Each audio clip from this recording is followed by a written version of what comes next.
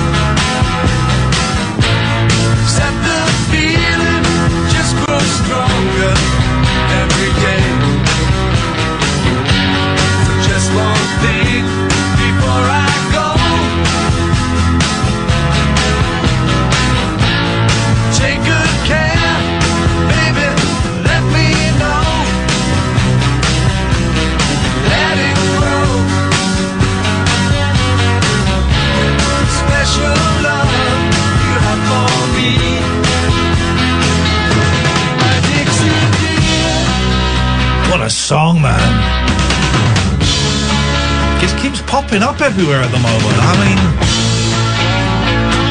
it's the end.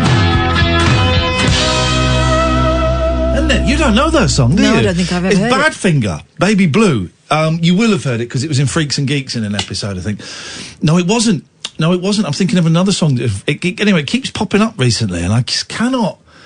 David, are you there? Yeah. Why? I'm ready for the interview at 10:30. At 10:30, yes. So weird. At 10:30. Yeah, I'm just listening in. Don't mind me. But here's the thing. The thing is, you're on Skype. Yeah. And we can't close the Skype fader. It has to be open. Right. So I just wondered why you were on 25 minutes early. The early bird catches the worm. The what? The early bird. Early bird. You know what? The early bird catches the worm, don't it? Okay, well, we're going to do the show. Iain. Yeah. I told you this was going to be No, weird. no, it's going to be good because the book is good. He's written a book. Oh, no, I've written about half the story. No, you haven't. He has written a book, and I haven't read it, but I'm thrilled that this is... you should have read it before you got on. No, we're going to read it live on air. I read one story. Well, I read one bit in the book. David Babcock's written a ghost book, which you can buy on Amazon. It's true. And I opened it. It came today, and I opened it, and it said, "This story is so scary that my lawyers have asked me not to put it in the book." That was one of the stories. The end. So I'm looking forward to this a lot. I'm a big fan, as you know, of the supernatural. I'm a big fan I'm a big believer. I'm opening my third eye as we speak. I don't know, we should pack that in. But, so David's going to be exciting. But David, so your line is going to be open, but can I ask you just to keep quiet? Yeah, I'll hold my breath. Don't make any weird noises like you normally do. No, I'm holding my breath now. Well, don't. Well, don't die. You've got 20 minutes. No, let's see if he can hold his breath for 22 minutes. No, we can't. Right. 0344 Jeez, mate. I knew he wouldn't be able to stop making the weird noises. Seriously, I'm so excited about the book. I've even got a copy to give away. I bought 3 copies. David you bought those? Yep. David Babcock, Page Turners and Spine Chillers. It's a great read. Spine chillers, is that a thing? Yep. Yeah. So it's a spine tingler. No, you chill your spine. No, you don't chill a spine. Of course you do. No. But just a little bit of respect. How many books have you written, Catherine? To date? Yeah. Zero. Please, David, mate. Am I not on yet? No, you're not until past. We're not doing you yet. Holding my breath. No, don't do that, because you just did that and then you squeaked one out. How many books have you written, Catherine? That makes no difference at all. He's written a book. Well, I mean, has he, though? Yeah, he has. Has he, though? He has. Please, mate. We'll do it later. That's at past. In the meantime, 0344. Gonna have to ask you to be silent. 0344 499 1000 is the telephone number. I'm back after a few days off. Check in. I feel lousy, man. But I was just sat at home feeling lousy, and I thought I'll come in and maybe hanging out with Catherine and Sam, doing the old show, the old 1-2, will make me feel better. But I feel quite. I tell you how I feel. This is how I feel. I feel really nervous. Feel very, very nervous. I've had words with James. I've apologised to James, and we've made peace, which is lovely. But I feel very nervous being here after a few days off, and also after just not feeling well mentally. I feel wobbly is the best way of putting it. So I feel very nervous being here. I'm worried I'm going to say something wrong. I'm worried I'm going to burst into tears. And I just don't quite know how the show's going to go, but we'll see. If you get him back for us, please, Sam, we will see. Don't worry about bursting into tears, because I did that yesterday. Did you? Why? It's fine. Someone told me a sad story. Oh. You know what I'm like. Well, then you should go out when I do David's book. Sad story, not a... Spine Chillers. Story written by Sado. Okay, well, okay, please don't. And you stay out of it, David, I got this covered. 0344 499 1000 is the telephone number if you want to give us a call. What are the conspiracy theories around the coronavirus? The only reason I ask, I'm not being flippant, the only reason I ask is because I saw one on a local Facebook page today. It wasn't... a Fruit Loops and Nutcase. It was a Facebook page that the previous posts, one had been complaining about someone who'd parked in a disabled bay without a disabled sticker, and everyone was saying, vandalise the car. Oh, everyone. And the post before that was about HS2. So it's a proper local... It's concerned citizens is what it is. Concerned citizens, right? And then I went there I love it. And I went there today, and someone had posted, copied and pasted another post from a thing, and they'd just written question. And here we go. So this is what they posted. Very interesting.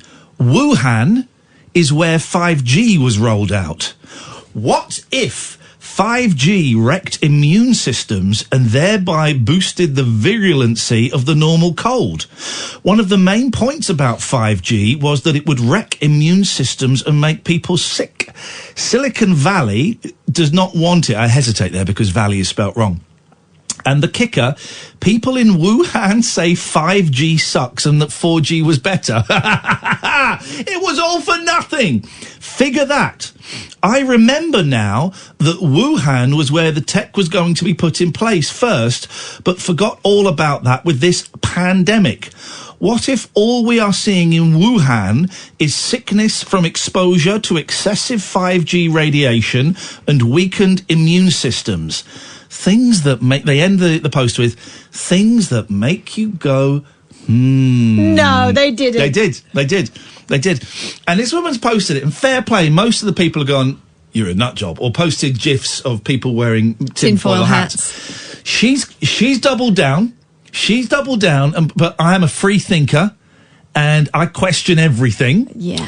And some people have supported her. So it's not one nutcase. It's she's doubled down, and people are supporting her. Don't admit, I haven't heard any... And then I tweeted that, and someone wrote, well, it's probably the... controlled virus centre they have in Wuhan there's been a leak. Now, is there a controlled virus centre in Wuhan? I have a serious conspiracy theory. Okay. The Americans are not going to be happy we are aligning ourselves with the Chinese for this deal, right? By the way, I have a Huawei phone, so... Yeah.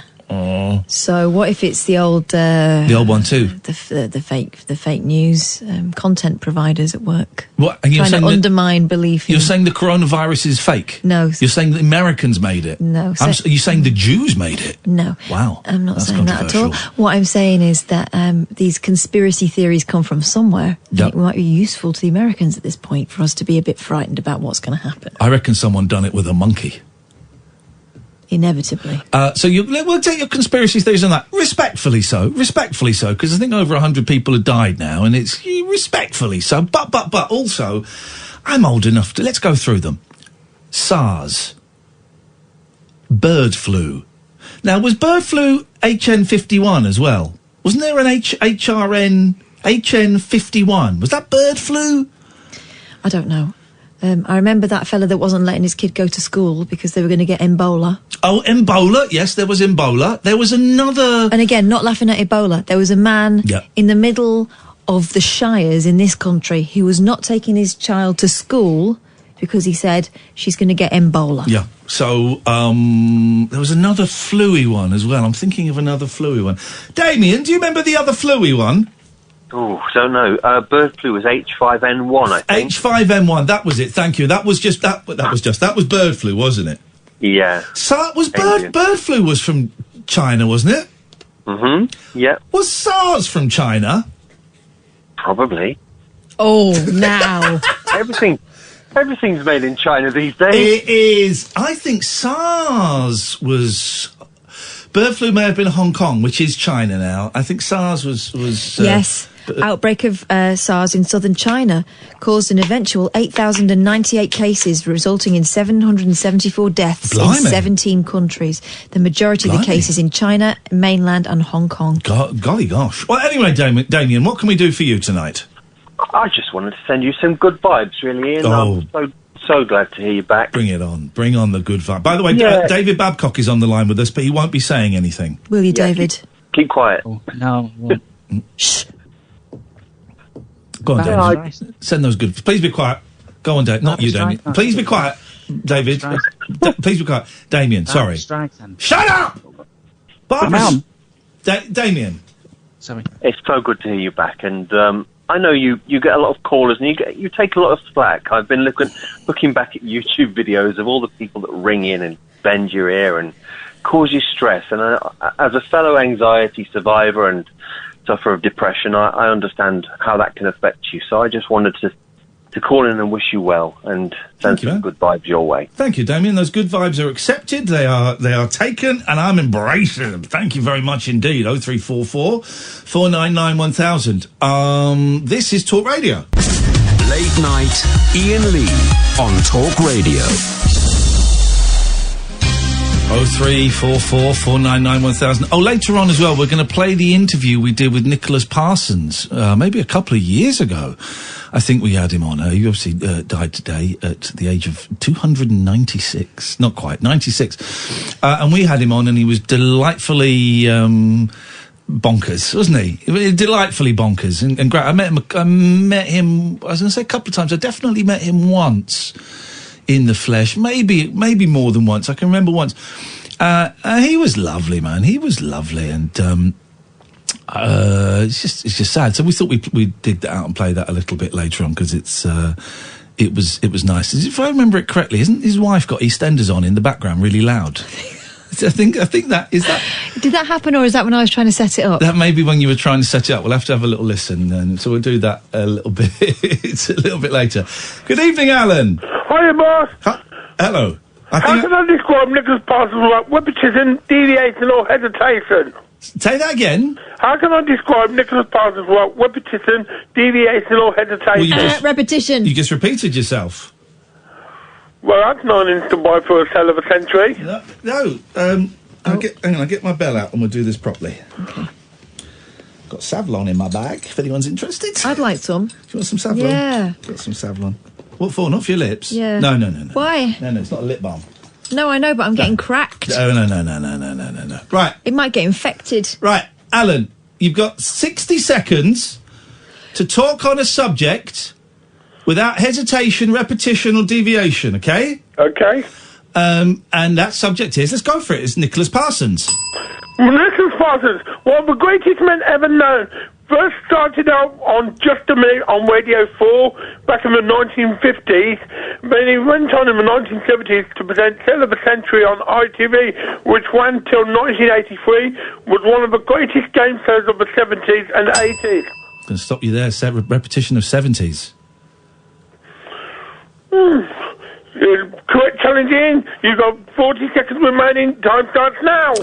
I met Nicholas Parsons once. It was at the British Broadcasting Corporation, and we were doing an interview on a newsy-type programme. He was the guest before me. Ding! Hesitation, several times. It's not hesitation. The guest before me. It wasn't a hesitation. Yes, it was. Was it? Catherine Bell, incorrect challenge in. You keep the point. You can't Hang on, he made now. him charge. Right, are we ready? Give me that bell. Okay, you can have the bell, but you've got to do it properly. I said hello to him and told him that I was a big fan of his. He was very pleased. Sarcastic voice. It's not one of the rules. Okay, carry on. David, you can buzz in on this, by the way. I met him and he was very gracious when I told him how much I admired his work. I was particularly a big... lot of eyes. You're allowed to repeat I. Are you? Yes, you are. God. You ever listen to it? No, I find it really dull. How much time have I got, Alan? You've got about 10 seconds. Okay. Buzz. Sorry? You've got 10 seconds. Time starts now. Hang on, what was the buzz? I've done... What was the buzz for? You repeated particularly. Well, we've started again. You've missed it. You missed that one. Sorry. Incorrect challenge, David Babcock. You've still got 10 seconds. Time starts now. Nicholas Parsons was in a show... Who's Nicholas? Catherine Bell challenge. What? Yeah. Now it's me. How many seconds have I got left? No, but it's not you. Yes, it is. You said Nicholas. You It's the don't same get way- the freedom with the challenge, Kath. Still in the same way that I say milk. There's milk and No, Nicholas. come on, no. Nicholas is not a thing. All right, I'll let you have it. How many seconds have I got left? Catherine Bell, you got 8 seconds remaining. Time starts now. Nicholas Parsons, a towering legend of the radio industry and somebody so many people look up to. Kath gets the point. Okay, all right. you. Okay, David, this is your turn. You've got 60 seconds without hesitation, repetition, or the other one. Deviation. Thank you, deviation. Well, I don't know about that. And your time starts now. What am I talking about? Oh, Unbelievable. Stop the clock. Right. Yours is the National Television Awards. Your 60 seconds starts now. I've seen a lot of coverage about the National Television Awards on Twitter, and most of all, I think that the surprise of the night has got to be that Mrs. Brown's Boys beat Fleabag. And I would say... Hesitation. Fleabag. Air Fleabag. No, I said a Fleabag. Well, what's a Fleabag? I think it's from the same It's a- factory as Nicholas. In the correct challenge, you've got 50 seconds. Time starts now. The National Television Awards were hosted by David Walliams. I'll be talking about that particular gentleman a little bit later on, as I need his help to try and get me to star in an Adam Sandler movie. Of course, last year... Bing! Deviation! Talking about challenge. I've gone straight... No, it's not a deviation. You're talking about Adam Sandler movies and your ambitions. Yeah, because David Walliams is in one of the five Adam Sandler movies. Carry on talking about Adam Sandler. Because we're not in the game now. Catherine, well, incorrect challenge. Ian, you still got it. You've got 40 seconds remaining. Time starts now. There was a lot of controversy on social media that this particular gentleman who I mentioned, who was... Alan Caddick challenge. Repetition of the word gentleman. All right, I'll give you that. Wrong. Wrong? No, What? I'm waiting for you to say time starts now before I start. Okay, you've got 45 seconds. Your time starts now. What? Hesitation. I started. Yeah, you went... Ian Lee, correct challenge. You've got 40 seconds remaining. Time starts now. The awards are very famous, and I was there last year or maybe before that as part of my excellent I'm a Celebrity, Get Me Out of Here, which won a prize for being the best reality show. I think I got to go... Ding. Yes? David Babcock challenge. Hesitation. Incorrect challenge. Ian Lee still gets it. It's really hard to think, though, Alan, with your tongue so far at my backside. I'm just trying to be impartial like the late Nicholas Parsons. This is Alan's audition tape. I'm going to be on Radio 4 before you know it. Radio 4, get ready. Okay. You carry on, David. Your time starts now. What? Hesitation. Okay, we get the idea. Do we do the quarter past break? We did it. Jeez. Yeah. All right, Alan, thanks for that. Thank you. There we go. 0344 499 1000 is the telephone number. It's a fun game to play. The kids like playing that game. I've got to tell you about the best game I bought for the kids. I bought you the card game, Sussed. It popped up on Amazon as you bought this, you might like this. And I looked at it, and it's just a card game. And I thought, well, it's my boy's birthday. I thought, well, and I read the reviews. I went, do you know what? It's a tenner. I'm taking a punt. One of the best tenners I've spent in absolutely ages. It's a card game, it's got 4 questions on it, and you read it and you go, which one of these is most like me? And then you read it and the others have to go, okay, right. And you go, right, what did you put? And they go C, B, B. I go, actually, it's A. And me and the boys were in hysterics. And then what happens? Do you keep the card if you got the question No, right? no, it's not about possession of cards. Who wins then? How'd you win? Whoever gets the most points. So there's 4 questions on each card, and you go around in turns. Okay. You can, if you're really confident, for each person, you can like play a little joker and double up.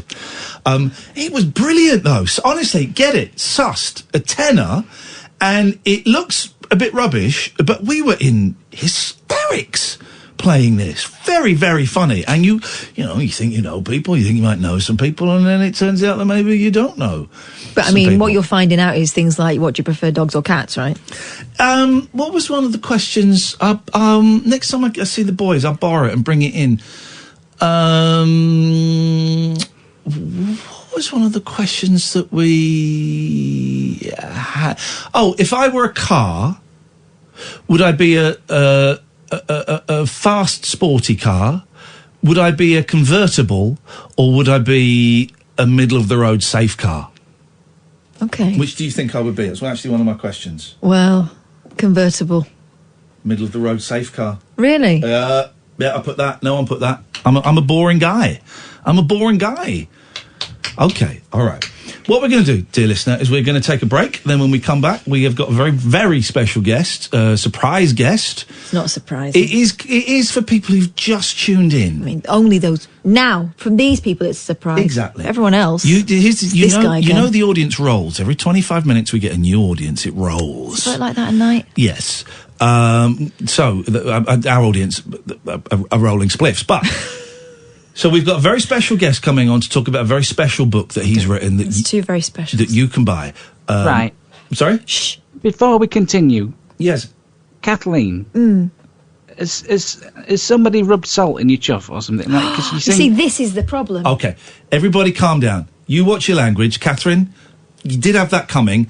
When we come back, we're going to start afresh. This is Talk Radio. Late night, Iain Lee on Talk Radio.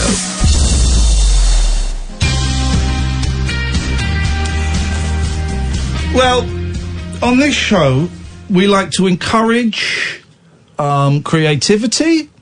And so many of you have gone out and made podcasts and started doing stand-up as a result of us. So many of you owe your lives and your careers to us. As we know, there was a podcast shortage.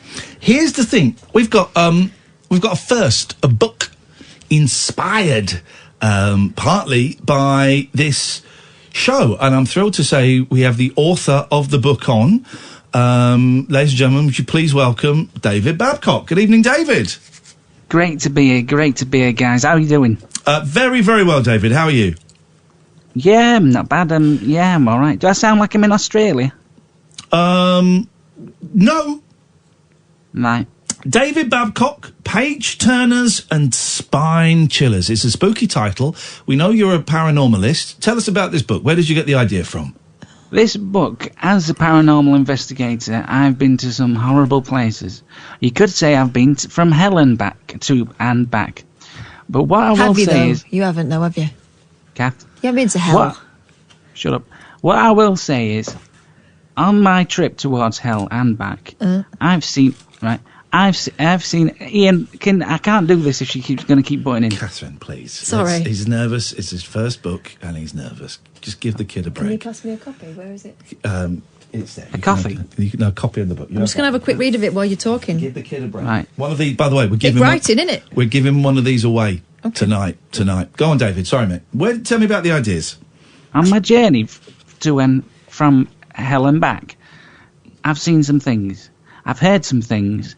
And I've written them things down in a series of short stories that will quite literally eject the urine from your bladder. Are these true stories, then?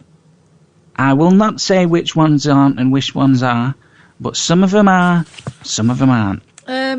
Death FM, let's talk about that one. No, we can't. That one's a long one. You don't want to go into that one. Well, this also mentions my chuff. Again, All right, what is your obsession? Let's keep it above the waist tonight, guys. Can you please read the first pages of the book, which is a legal message that Disclaimer. I'll read it out. I've got it here. Just to put you on the right track, Kathleen. Let's Getting legal very, very early on in this interview. Go on. The stories, all names, characters and incidents portrayed in this production are fictitious. No identification with actual persons, living or deceased, places, buildings and products is intended or should be inferred.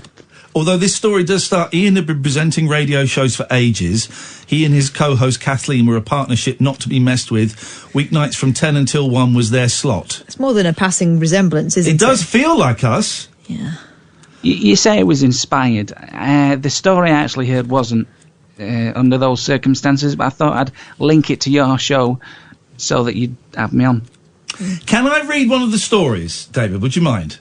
Which one is it? Push It. Right, I'm going to read it along with you just in case you skew it to try and make me seem like a pervert or something. I've not read... Well, would you like to pick a story? Because I've not read these. I thought we could read these tonight. We've got Meat Feast... that one looks offensive. Naughty 40. What? Oh, there's another one of that. Sexy 60. Yeah, it's not what you think. You fool. There's one called You Fool. Have you read the book? And it goes... No. I'm reading it now. You fool. You fool. That's it. That's the end. Yeah, but it's linked. I don't want to give it away. It's linked. Okay. It's all linked. All right. Read... In space, nobody hears ghosts. Now, what page is it on? Because interestingly, you've put the index at the back of the book, and you haven't included page numbers. So whereabouts roughly? Oh, there's no page numbers on it. So I'll find it. It's called In Space. Because it's unexplained. It's called. What's it called? In Space. What? Nobody hears ghosts. It's probably the width of an ant from the front page. Okay, that's not actually listed in the index. Here it is. It's not listed in the index. Is it not? All right, Kath, do you want to read it? It's after bedtime. There we go. Kath's going to read it. Okay. In space, nobody hears ghosts. Mission log 369, USS Starseeker, year 2189. As our voyage into the unknown continues, we edge closer to shining a light on the darkest realms of the universe. Aside from the experiments going well, a troubling mood has swept the crew. Station Control had planned for some levels of nausea and general moping around, but this has been the strangest mood yet. Jenkins has been claiming to have seen people in the crew quarters, people who aren't on the crew list, people from his past. Doc has had a check on him and his vitals are fine. We shall keep him under assessment. Mission Log 370, USS Starseeker, year 2189. Troubling news regarding Jenkins. He displayed some highly challenging behaviour over lunch, which had led to him being held in the prison wing. He was sitting up at the communal table when he suddenly leapt up on his chair and pulled down his trousers and pants. He spread his bum cheeks and went on to talk in a high-pitched voice, saying he was Corporal Bum Bum. Take it seriously, Kath. And we are all under arse rest. Doc is placing him under 24-hour surveillance. Oh, there's more! Mission Log 371, USS Starseeker, year 2189. We began the day with some real progress with Jenkins. With some medication, he became lucid and explained that he felt like he'd been possessed. When we asked him who by, he screamed, "Corporal Bum Bum!" and ran around the room farting, really starting to worry. We need to go back to base. Mission Log 372, USS Starseeker, year 2189.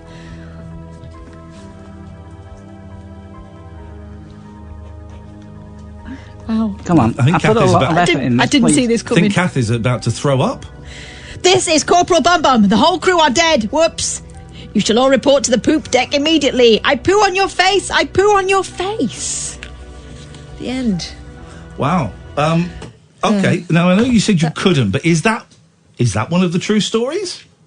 Well, as you can tell, we don't currently have the technical capabilities to have things like that in space. So that's one that's kind of just it's kind of a foresight of the way that humanity's going. That could happen one day. I don't appreciate you laughing at me bloody book. Well, I don't appreciate you making me say bum bum on the radio. Kath, what? Please. We're talking to David Babcock about his book Page Turners and Spine Chillers. You can read the next one. On Amazon. If you just type in David Babcock, it pops up. I see the book has got a 5-star review already, and it's only just come out. So that is amazing. What are they saying? This is a thrilling short story collection from paranormal expert David Babcock. Drawing from years of experience, DB has put together a book of tales guaranteed to leave you unable to sleep and with many questions regarding spooks, spirits and ghoulies. Is it as good as Lovecraft, M.R. James, Stephen King, James Herbert? That's not for me to say. However, did I enjoy the experience of this book? Yes. Yes, I did. 5 stars. That's from Lance. Well done. So it's already... It's getting great reviews, David. This is your first book, isn't it? It's the first time I've ever written anything down. Did you not think about hiring a ghostwriter? I think that's a joke. Yeah, you're not the first to try that kind of humour. If you just treat me as if you've got J.R. Hartley on. Okay, I'm going to read one now, if you don't mind. I'm going to read Ice to See You. Oh, God. Sorry? Oh, God, I said. What is this? Is this a scary one or a vulgar one? It's, well, let the reader decide. Okay. Kath. Go on, Ian, let's hear it. The snow, Ice to See You. The snow hits hard against Peter's window. He thinks the glass will surely shatter under the immense battering it is taking from the blizzard. He hears a crack and rushes to check on the condition of his bedroom window. As he opens the curtains, he sees a face pressed up against the glass. The face mutters something, but Peter can't make it out. He yells, "Spirit, I cannot hear thee! Speak up, or forever hold your peace!" The face repeats itself, contorting its features as if frustrated by Peter. "Spirit, I shall not hear thy words! Unless thou speaketh with a roar, which the storm itself would envy. Here, I shall help ye, but do not dare taketh me into oblivion with thou, to be pricked by ye devils. Own fiery trident forever in damnation. And with that, Peter opens the window.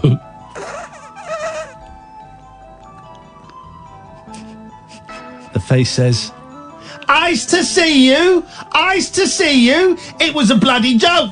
I was saying eyes to see you, like nice to see you, but with ice instead of nice because of the blizzard. Jesus, you try and have a laugh and people just can't take a joke these days. That's it, I've had enough, I'm off." And with that, the man walks off into the storm. Peter feels a right dafty. Now ask yourself the question, was that or was that not Bruce Forsyth at the window? Well, I don't know. Well, and that's I've got one. Okay, well, where you go? This one is called Ollie, Matt and Roger. Okay, let me get the spooky music up. Away you go. I'll bring the music in as you go. Away you go. I will warn you, I'm a great author, I'm not a great reader, so I might get this wrong. Okay. Away you go. Now? Yeah. Go. No, come on. I've run out of spooky music. Okay, well, I'll do the... I can do it dry. Ollie was a gamer. No, that doesn't work. Let's try this. No, come on. There we go. Yeah, there it is. Right. Ollie was a gamer. He'd played games for so long that he'd become something of a professional. One night he was playing a PlayStation game with his friends Roger and Matt. They were all laughing at each other's rubbish jokes and eating junk food like the losers they are. Steady. Suddenly, Ollie got a stomach cramp. Guys, I've just got to go check my cat's okay. He didn't want to admit that he needed a colossal poo. He rushed to the toilet, slammed the door shut and thrust his bum onto the seat. He did his business and relaxed with a smug grin.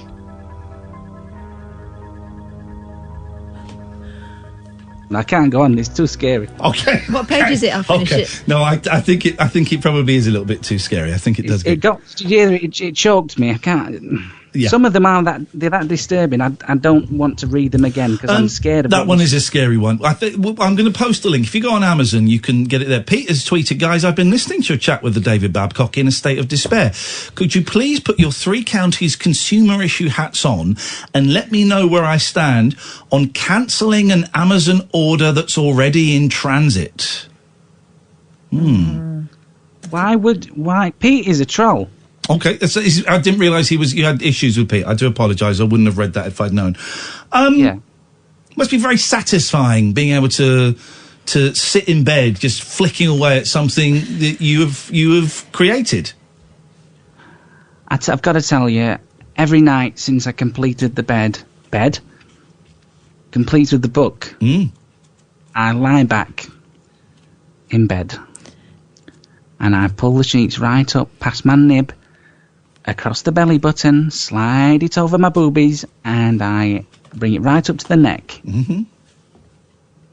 And I do a little smile, and I go, "Thank you," to myself. Well, I think a lot of people will be saying doing exactly the same ritual over the coming nights and saying thank you to you, David Babcock, for writing this excellent book. I'm going to tweet the link. David Babcock, Page Turners and Spine Chillers. You didn't get it done on Lulu like I did, so you're getting significantly less percentage of the money than you could have done. That's a schoolboy error. What's next? Next is, I've got to tell you, this, and then I'm going to go to bed. No, I think he meant work-wise. That's right. It's his first interview. He doesn't know the etiquette. I might not ever write another book again because what I've done is a little bit of my soul went into this book, right? It went into it, and I'm never going to get that soul back. It's in there for all to see. and you will see it if you read my book. The words will come out of the page into your eyes and intoxicate you. Let's do a question. We've got one copy of this book to give away. If you want it, 0344 499 1000. And the question is, what is David Babcock's name? First person to phone up and come on air, and I'll take calls straight to air. 0344 499 1000.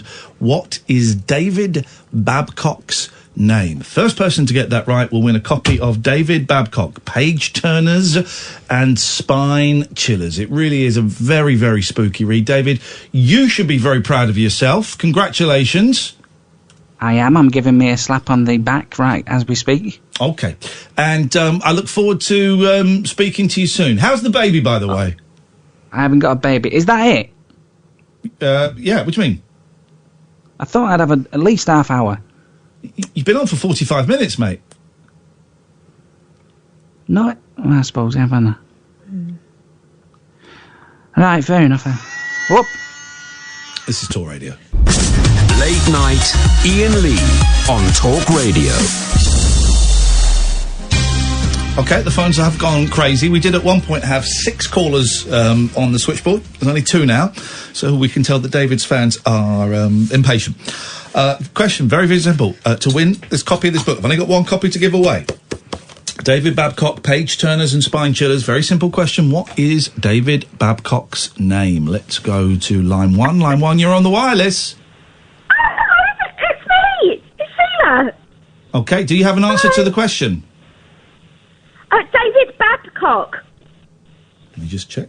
David Babcock. David Babcock. Can you spell it for me, please? Mr. D-A-V-I-D. Next word. B-A-B-C-O-C-K. Sheila, David Babcock. Yep, okay, stop saying it, please. You've won the copy of the book. This has got my saliva on it because there was some... I'm covered in super glue as well at the moment. That's a different story. You've won the copy of the book, Sheila. If you stay on the line, Ollie will get... Ollie's gone during a competition. Who's Ollie? Hope you... Ollie's the next caller. Sorry, I meant Sam. I hope you like our newsier direction. Ollie! David Babcock. You're correct. Do I win one book? No, you're second. Oh, but he's defamed me and made me defecate in his book. Well, no. You're saying you've never defecated? You defecate in the toilet. Sheila's won the book, haven't you, Sheila? I won the book. Yes, I won the book. I've got it. It's Don't be mean-spirited about it, please, Ollie. I'll try, Ollie. It's me, Sheila. Oh, you could buy a copy, Ollie. I don't have money. Jesus, this guy makes me want to puke. I'm sorry, Ollie. We're only giving... I bought this book. I paid for it. I paid $9.99 for this book that I'm sending to Sheila. But didn't you buy 3 books? Yeah, I bought 3 books. I've got one. One's for one. Yeah. Kath has taken one. There were 2 prizes, but Kath has taken one. Oh, you said one was for me. No, it's yours. You have it now. You don't want to support him. That's fine. Sorry, Ollie. You want to keep it though? You still want to keep it? Goodbye, Ollie. Thank you very much. Sheila, if you stay on the line and talk to Sam, give him your name and address, we'll send you the book out. I will. Thank you. No, thank you. Congratulations. There we go. Winners. Winners all round, you see? You made some people happy. 2 people. Winners. Well, one person. Made one person happy and another disappointed person... another. Very, very angry. Thank you for that, David. Here's the thing. We keep our guests on for as long as we feel it's interesting. Yeah. And when it dips, we move on. So thank you very much for that. I had a migraine at the weekend. I'm feeling terrible. And I posted a picture of me on Instagram having a migraine. Partly because when I'm having a migraine, I'm insane. My thinking does not follow. I'm in so much pain that my thinking does not follow any rational kind of thought. And at that point, it seemed like the right thing to do, right? You're thinking... Other people who've had migraines might agree with this. My thinking follows no logical thought process, right? And it seemed like the thing to do. And a couple of people called me out. One guy who I've now blocked on Twitter. I engaged him on Twitter, and now I've just block. I'm just blocking.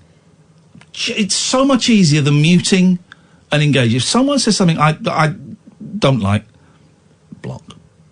Makes it so much easier. And he messaged me on Insta and on Twitter saying, well, if I had a migraine, the last thing I'd be doing is taking selfies. Okay, well, I did. That's what I did. I'm sorry that what I did is different to what you would do. That's what I did. Now you're blocked. Thanks for letting us know what you do in that hypothetical scenario. And then there was a woman today or yesterday called Gemma, I won't give her full name out, on Instagram, who posted... What did she post? Because you spotted it before me. This is on Instagram, right, where people basically post pictures of pets, of... their backsides. Of backsides, of food, of holidays, of... it's a really... I was going to say flaccid. That's not the right word. No. Facile. It's a really facile, meaningless social media, right? That's all it is. What did Gemma write? People are actually dying around the world. Because I had a migraine. And it then went on to a whole series of messages. Basically, first of all, I said, I don't believe you. Give me proof. But a whole series of messages from me, Kath, Stephen Page joined in, and Gemma. Basically, she was having a go at me for posting a really selfish picture, I guess, whilst people were dying. And then when I said, oh, come on, or sort of laughing about it, she sort of went, yeah, you tell us what you're having for your lunch. Love. Here's the thing. Oh, dear, she called you something like that. Anyway, I just laughed. Very strange. Here's the thing. This is a person who has a closed account, so I would love to see... How many people she's saving? Yeah, exactly, because each of her posts has got to be, I don't know, a link to the work she's doing with a local food bank, or maybe an advert for Save the Children, or whatever it might be. We've all got to be more Gemma. Then I gave her a suggestion. I said, look, this obviously isn't for you. May I suggest that you F off so that you can spend more time looking... So that by not following me, you've got more time to look at important things. And she went, wow, that's how you speak to a member of the public? And I wrote back, I'm a member of the public. I'm a member of the public. That's what I am as well. I posted a picture of me not feeling very well. What is wrong with that? Would you want more pictures of my bleached backside? Because you'll get some of that. I don't know if you can post it on it, so I haven't tried yet. But honestly, it didn't upset me. It didn't upset me. She also called you son. Did you see that? She called me son. A lot of people are saying, oh, just ignore her and move on. It did not upset me at all. It made me... I blocked her, then I unblocked her almost immediately because I thought, oh, this is too much fun. This is too much fun. It made me laugh a lot. Just thinking, what are you doing on Instagram? Of all of them, Instagram is just the most pointless and plastic, and but also it's about images. Yes. I muted the woman who suggested I might have a brain aneurysm. You mean the doctor? No, the woman. Okay. Who said, my friend was feeling like you were, and he died. It was a brain aneurysm, so go and get it checked out, please. Muted. It wasn't... I didn't think it was quite a block. Didn't think it was quite a block worthy, but it was certainly a muting thing. I don't know. Social media is... it makes me laugh at how people react, and I don't know. It's a funny older thing. Let's talk to Anthony, and then we're gonna... we'll chat a bit more. Good evening, Anthony. Good evening, Ian. How are you? Do you want to know? I do. Okay. How long you got? I've got as long as you need. Okay. I've got a headache, I've got a stiff neck, and my breathing is very shallow, and the top of my spine feels very tight. And this is because I'm anxious, being back, work. I still feel very, very depressed. Still haven't quite got this migraine out of my system. The migraine was brought about through stress, through uncertainty as to whether I'd have a job in 2 months or not. It's looking like that's a little bit safer, but still not 100%. You know, nothing's 100% until contracts have been signed. I'm feeling very, very down, and it's partly because I think I've let myself down and the show down by... This is supposed to be like a nice place where we can come and we can share and it can be safe and it can be friendly. And I've let myself down recently. Before Christmas, Anthony, I'm glad you asked this. Before Christmas, I was very rude.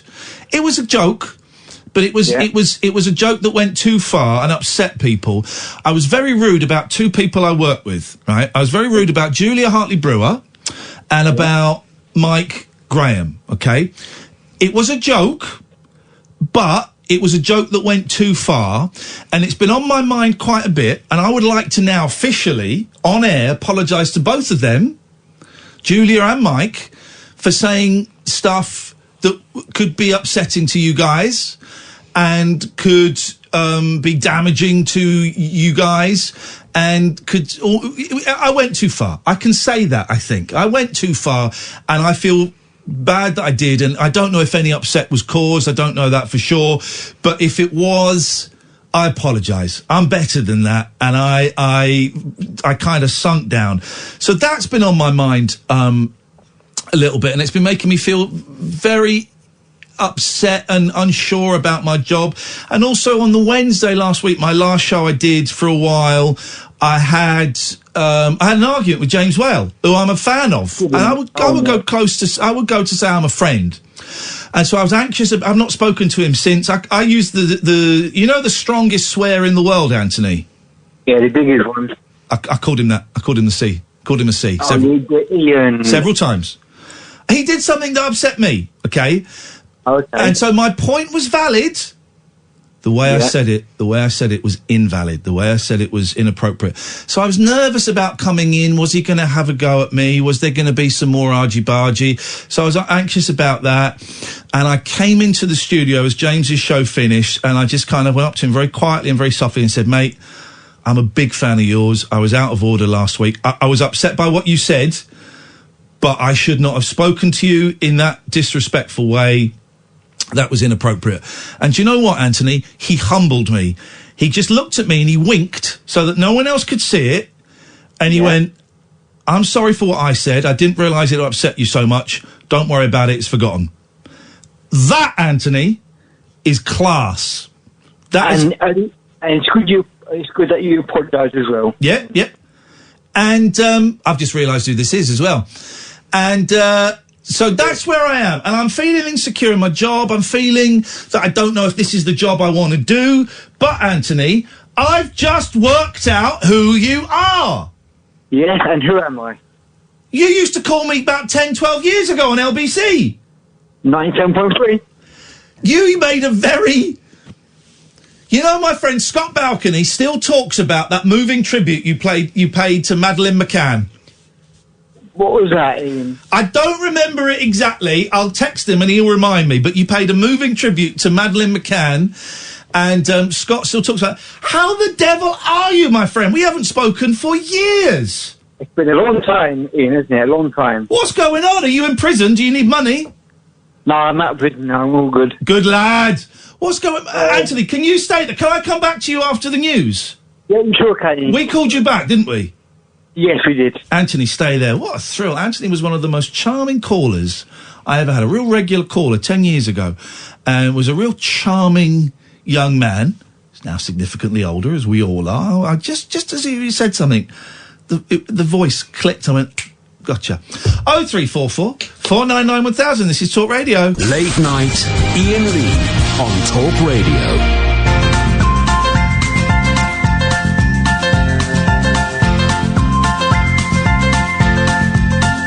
There's a voice that keeps on calling me. Down the road is where I'll always be. Every stop I make a new friend. Can't stay for long, just turn around and I'm gone again. Maybe tomorrow I'll wanna settle down. Until tomorrow I'll just keep moving on. Down this road that never seems to end. When new adventure lies just around the bend. So if you wanna join me for a while, just grab your hat, come travel light, that's old style. Maybe tomorrow I'll wanna settle down. Until tomorrow, the whole is my home. So if you wanna join me for a while, just grab your hat, come travel light, that's old style. Maybe tomorrow I'll wanna settle down. Until tomorrow I'll just keep moving on.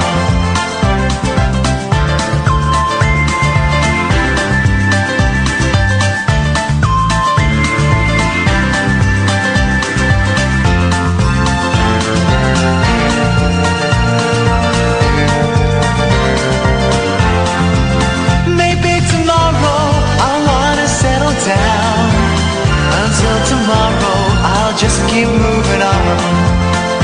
There's a world that's waiting to unfold, a brand new tale no one has ever told. We've journeyed far, but you know it won't be long. We're almost there and we paid our fare with a hobo song. Maybe tomorrow I'll wanna settle down. Until tomorrow I'll just keep moving on. Here we go. So if you join me for a while. Just grab your hat, come travel light, that's old style. Maybe tomorrow I'll find what I call home. Until tomorrow, you know I'm free to roll. 0344 499 1000 is the phone number. A little bit later on, we'll play out the interview we did with Nicholas Parsons a while ago. But I'm thrilled. A guy used to call me years and years ago was called me, Anthony, are you still in the Hoddesdon? I am. He said, I just remembered that. That just popped back. What's been going on in the last 10 years? Not much. Since Ask Anthony, it's been quite good. We did a feature called Ask Anthony where people would phone up and ask you questions and stuff, didn't we? It was free email, Ian. It was email, 3 questions to my email account. I picked the best 3 questions, and that was live on air. That was it? Show. Yeah, we go. There we go. Ask Anthony. That was... That was good fun, Kieran, wasn't it? Yeah, it was fun, man. It was fun. It was good time. But you're telling me nothing has happened in the last 10 years? Nothing. No, nothing has happened. I went to London. I got recognised 3 times by people from doing the show. Hey, flipping heck, wowzers! And that's okay. But how come you've not called me for so long? Where have you been? What's been good? Did you just not know where I went? Yes, basically, I was trying to find you here and there, and I found you eventually. Outrageous. Well, I'm glad you found us, my friend. Here's the question that I would. This is a genuine question, and I'm going to put this out now, Anthony, and you can ask it. Right? I'm a single man.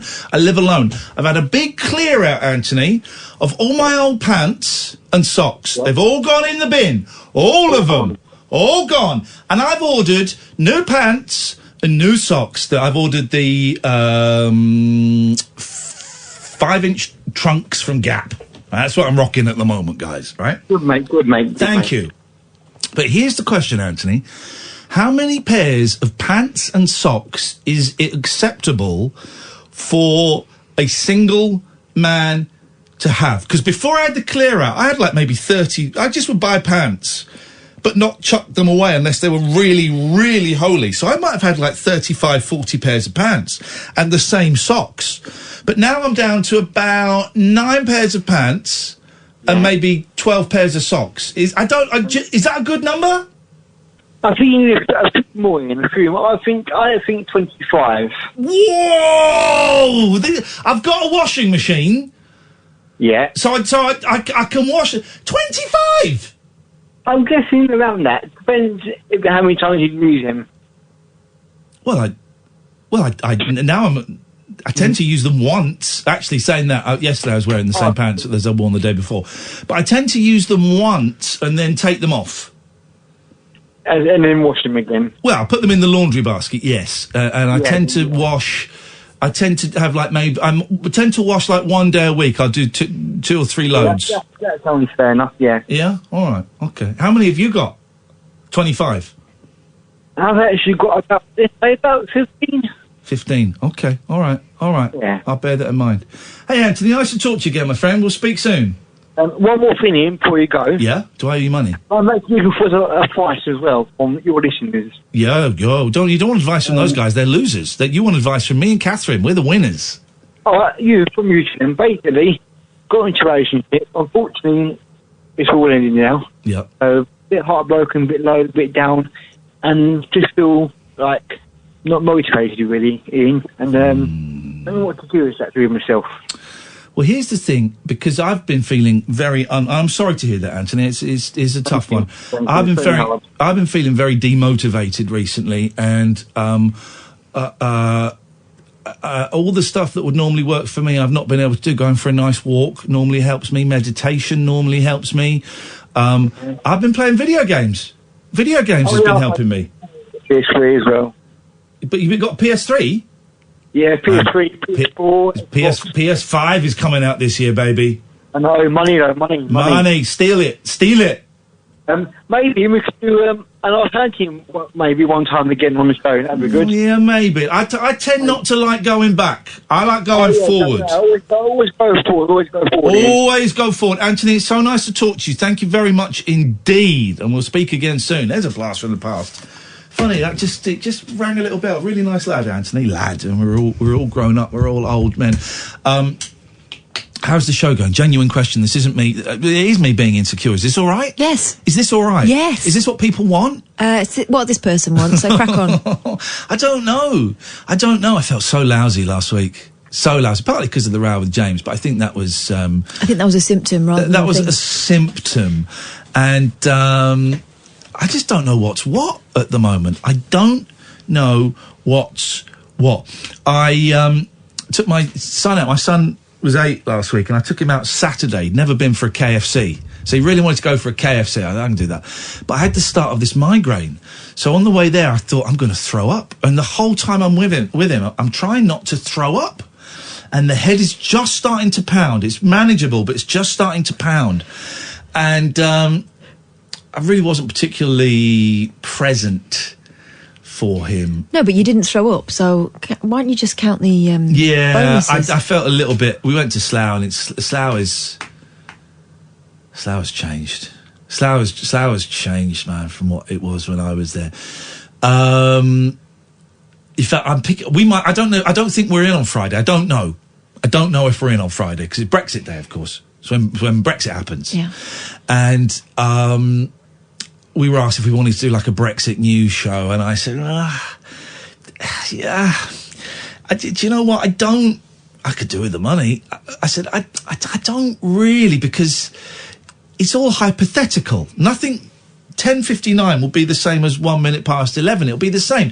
Nothing will actually happen. So we could do the same. We could do that Brexit show now, and it would be the same as it would be on Friday. It's all hypothetical. So I said, look, if you really want a Brexit show, with respect, I suggest you get someone else in. I don't think you should do one. Personally, I don't think you should do one. I think we should offer people an alternative, but I get why you want to do one. I understand why you feel the need to do that. But if that's what you want, with respect, I'm gonna say no. And actually, it comes at a good time. If I'm not, little 3-day week. I know people are dying, but it's a little 3-day week, and that kind of is a nice, soft reintroduction to show. But I don't know if we're in on Friday or not. It's not been confirmed one way or the other. But I am picking the boys up from school, so maybe we'll do the KFC then, and I will join them, because I want a zinger. And my boys going, this is really good, actually. It's even better than McDonald's, because they don't really have much of that. It's what it used to be when I was a kid. It's a treat, we're lucky enough that we can do that as a treat, not as a necessity or anything. But there was a very drunk man came and said hello to me in the queue. Very sweary. What time was this? Sweary? This was at about 2 o'clock Saturday afternoon. Right. Very, very sweary. You were effing great in the effing job. Luckily, he was mumbling so much that my son couldn't hear, and I said, gosh, that gentleman was sweary. What did he say? He said the F word quite a few times. And had my kid been able to hear it, I would have said, come on, dude. Come on. Hey, come on. Got young ears here. Come on. Just, whoa, back off. But Slough's, I've not been to Slough High Street for a long time, and it's not... I used to hang out in Slough High Street a lot. And it's not great now. It's not great now. I think a lot of high streets are like that. Yeah, and I finally have got to the age now where I understand why people get nostalgic for what it used to look like. Because I went to Bedford a couple of months ago, before Christmas. I needed to go and do a little mission there. It's where my nearest bank is now, like miles away from where I live.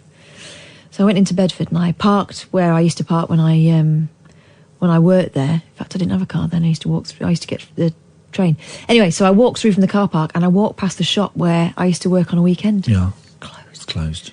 I mean, we weren't making any money back in the early 90s, but it seemed to always be there, and I quite enjoyed walking past. I went in there once and it was a bit much because it still smelt the same, but I quite liked seeing it. But to see it closed and shut up, I had a little weep. But here's the thing. I get that. I can understand that. Here's the thing. We're doing, for slightly different reasons, but we're doing what our parents would have done in their 40s. Look back 25 years, 30 years ago and gone, it's not the same. It was things were better then. But that's always the way it is. And our kids will do the same thing as well. They will look back in their 30s, 40s and go, But here's the thing, though. It's not like they've changed the shop. The shops are empty. No, I know, but it's change. The high street, the world is changing. Shopping is different, yeah. Everything is changing in the same way that it changed for our parents from when they were kids to in their 30s, 40s. Yes. And the same for our grandparents. Everything is, my dad used to talk about how he would, he'd have to go and buy a block of ice and cycle it home. A block of ice. They didn't have they had a pantry, and he put it in the pantry to keep the pantry cool. That was 50 years ago. Tell 55 years ago. It's a reminder that you're getting old. Yeah. It's happening, man. It's happening. Did we do that break? I'm so sorry, Uncle Albert. James, Alistair, Greg, in that order. This is Talk Radio. Late night, Iain Lee on Talk Radio. 0344 499 1000. Good evening, James. Good evening. Greetings and salutations to you both. James, what have we got for us tonight? Well, I was going to go and say... Are you on speakerphone? Come on, man. You're better than that. No, I'm definitely... You're on a headset? No, I'm not. You're not talking... You're not holding your phone and talking into it like a normal person? Am I any better now? Yes, now that you're holding your phone and talking into it like a normal person. That's fair enough. Thank you. Busted. Busted, James. Busted. Guilty. Don't try and pull the wool over my eyes. Busted. Guilty. Go on, what you got? I wanted to just say, you're sounding great. Honestly, you're sounding great. Oh. Believe in you. Honestly, believe in you. And I know, it's been obviously massively tough. And, we heard the argument, obviously, and stuff like that. But, believe in you. I do think it sounds like maybe you need a medication review or something. I think you might be right. And I was booked to see my doctor recently and then I cancelled it. I'm going to book something in. I am really considering whether this is the career I'm meant to be in as well, to be completely blunt with you, James. So put it out there. Sure. Yeah. And I think there's nothing wrong with that, because at different stages of life, for me, I was kind of, frontline paramedic and, and I've had to make some decisions and that's okay. That's okay. And as it happens, it does link beautifully because I worked in Slough and I was going to say Slough High Street. You're so right. It's just a sea of betting shops and chicken shops. It's got no soul anymore. I'm not sure that Slough High Street was ever the home of soul, but when were you last there then? Oh, probably about 3 months ago. Yeah. It is there's something about it. It looked like the Wild West. I kind of expected, because they've pedestrianised a lot more of it than there was before, and I kind of expected, some tumbleweed to blow down. It was grim. And I liked Slough. I grew up in Slough. I had some great times in Slough. So I'm not one of those people going, Slough's a dump. I had some great times in Slough. But yeah, at the weekend I was there and I just thought, this is bleak, man. And not nice when you get a sweary person around the kids as well. No, that's not nice. And had he been a little bit more erudite, I would have pulled him up on it. But I kind of knew that my kid couldn't hear it. My boy would have found it funny. He likes a good swear. James, how many pairs of pants and socks should a single man have? I think you've got to have at least a week's worth. You've got to have at least 7. You've got to have a week's worth. You've got to have a week's worth, but then there's always the pants which are comfortable and you love, but then they've got the holes in. They've all gone. One hole is fine, but it's like when you get the really big one at the front and then you just get kind of a, testy fall out. It's not good. Okay. They've all gone. Here's the thing, James. Right, here's the thing. I'm going to say this. We can have this conversation in front of Catherine, right? There's so many sexy pants for women, right? So many. Oh, yeah, totally. Too many. Yeah. You go to Agent Provocateur, Blimey. Victoria's Secret. Someone's going to spend money. Well, I'm going in there just to have a little look through the window. Spending a lot of money on not an awful lot. Not spending. Victoria's Secret, and some. There's all these like sexy pants for women, right? There's nothing for men. Well, the thing is, but we don't look sexy in pants. There's only one man that's ever looked sexy in pants, and that's David Beckham. You know, I thought you were going to say David Gandy. David Gandy. Oh, David Gandy. I forgot about him. Oh, James. How could you? Beautiful. It's worth going to a Marks and Spencer's for. But there's got. But why?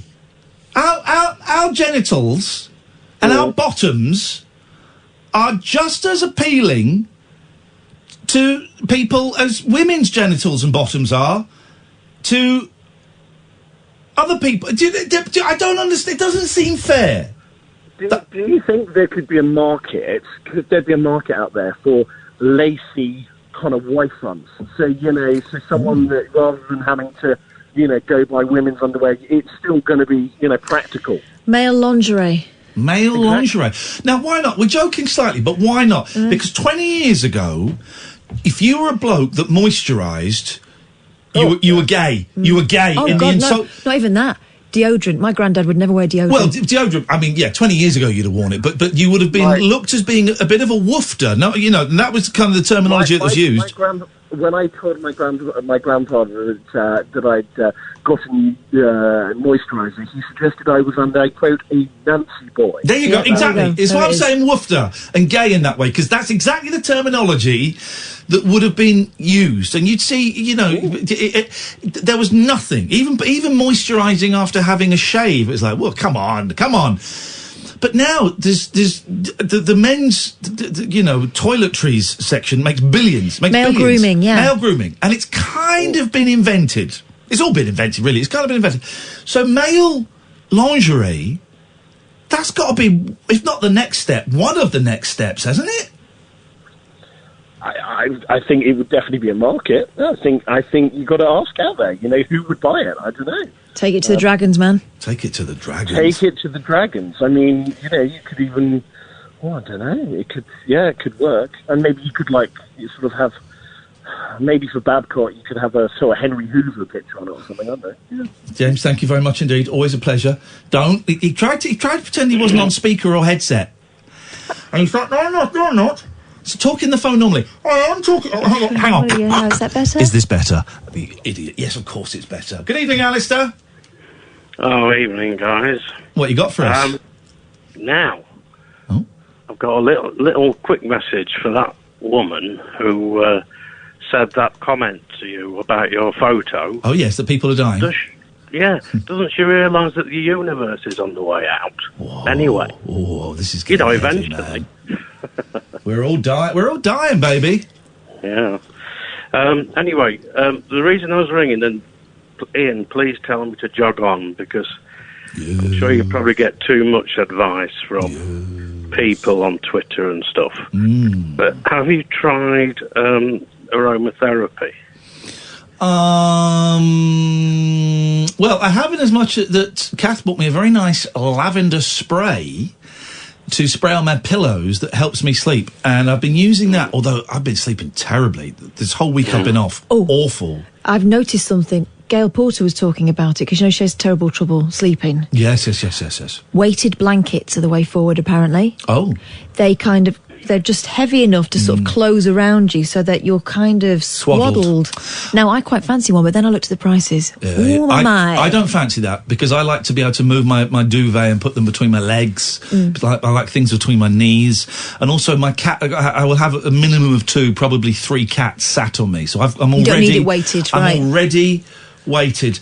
Aromatherapy, in terms of a cure, we smell to get well. it doesn't quite appeal. I like my house smelling nice. I'm not suggesting as a cure, but just alongside what you already do. Well, I've got some nice smelling candles, and I like that. The actual application of, I mean, obviously it's massaged into your whole body, the oil, and it's a place usually where the aromatherapist is a nice room with those candles and stuff, and you can completely relax. And I did have it when I had a bad back many years ago, and it did help. So anyway, it's just a suggestion. Well, I do like a nice, and I've not had one for a while, and I might treat myself a nice Thai massage done by a professional Thai massagerist. So it's a little treat. I've not had one for a while. I'm a little bit stiff in the neck and the back, and that might. Here's the thing. Catherine's just smirked. Massages don't have to be sexual.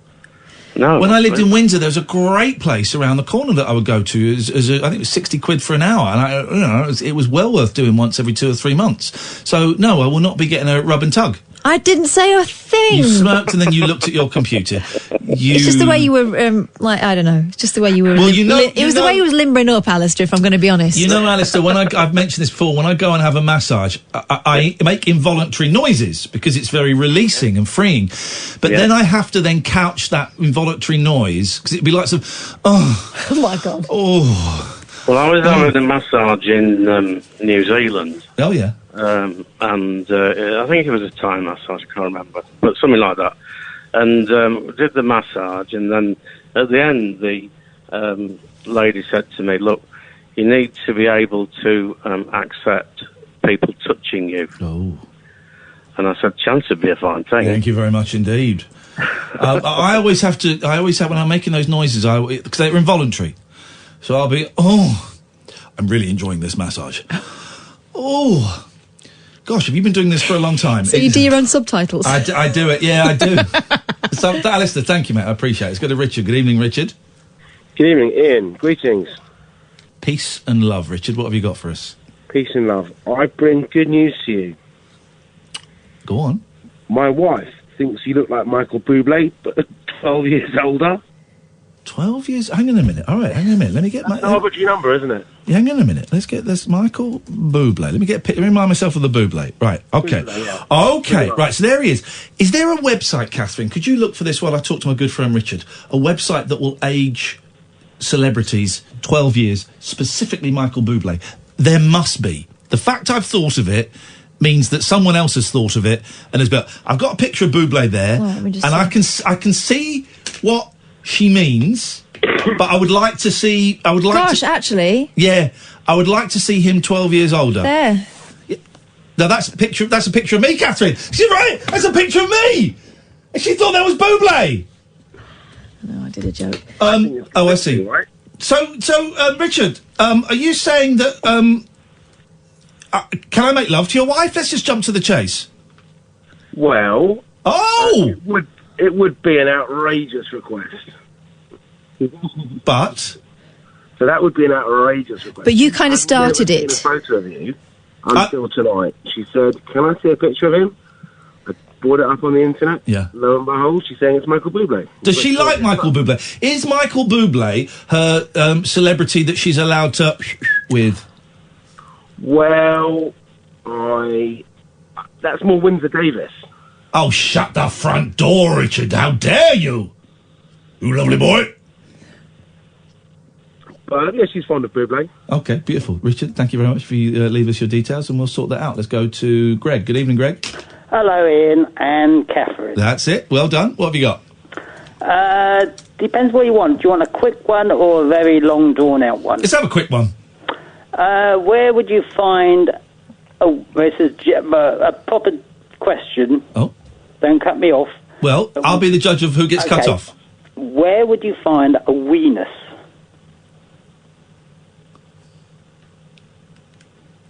I'm thinking of Prince Andrew, and I don't know why. A weenus. Yes. I can give you some clues. Okay, give us some clues. Go on. You've got a weenus, and Catherine's got a weenus. A weenus. Catherine, any ideas? Is it a great big hot dog? Like Like a wiener. Is it a great big hot dog? It's not a hot dog.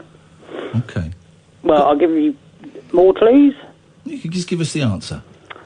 A weenus is actually the slang name for the flap of skin on your elbow. I haven't got a flap of skin on my elbow. You know, the elbow bit on your elbow. The what? The loose bit of skin on your elbow. I haven't got a loose bit of skin on my elbow. You must have. No, I haven't. Have you got any, Sam? Have you got any? How loose is your... Oh, Sam has. Look very at that. elastic skin. No, How are you doing that? He's got a weenus. I haven't got a weenus. Kathy, have you got a weenus? I don't think so. Don't pull that sleeve up. You're going to ruin that sleeve. You've stretched that sleeve now. It's a skin. Not really. Well, what slang? That would imply that the kids are out there talking about weenie. Who's talking about weenuses? I just heard it on a podcast a couple of months ago. Okay, back But up. I googled it, and it's true. You Slang name for a bit of skin on your elbow. You is called a weenus. spend too much time on that Google. Well, and podcasts by the looks of it. Yeah. I need to get some new. I need to get some new podcasts. I'm bored of this Beatles one I'm listening to. There's too much music on it. Oh, I could recommend if you like phone pranks. No. Okay. This is the thing. I'm very, very particular. Right, I'm listening to a Beatles one, but it's really boring me now because they just keep playing. I had to sit through the entire Ringo Starr Country album. It's like, geez, God's sakes. So the gaming one I listen to, they just do one a week and I cane it. The Clones cast hasn't done one for ages. Oh, I know. So I need a good podcast. I don't want murders. Retro Asylum, but they do about once a month. Yeah, I mean, I tried that. It wasn't quite my cup. But I just need some. All I want is someone who's doing something great that I would like to listen to. That's it. The makers of Tara and George are doing a new one. No? You want something... Well, I want something a bit too real? It's a bit too real and a bit too heavy. Okay. She's brilliant, by the way. We'll get her on. I can't remember her name. We'll get her on to talk about it, because even though I don't think she liked me, but she liked you. She did like you. Did she? I thought she was great. And that Tara and George is just wonderful. But I want something that there's like 100 episodes already in the back catalogue. Yeah. And I want it to be good. I want it to be something that that's about an hour and a quarter, so it fills up my drive to work. And at the end of it, I'm going, ooh, I fancy another one of them straight away. That's all I want, Greg. That's all I want. Yeah, sounds good. Oh, you haven't got any suggestions? I thought you might have done. Audrey Gillen. Thank you very much. I can never... Sharon. Okay, first thing I want to say is Greg's wrong. We don't call the flap of skin on our elbow weenus. Okay. I have to say something to you. Yeah? You've got to stop phoning us this late. Because I'll get in trouble. You'll get in trouble. Kind of related to what I'm calling. Okay, well, and I'm not telling you off, and I'm not saying don't call. I'm just going to say what I said to our friend Thomas. If you're going to call, it's got to be before 10:30.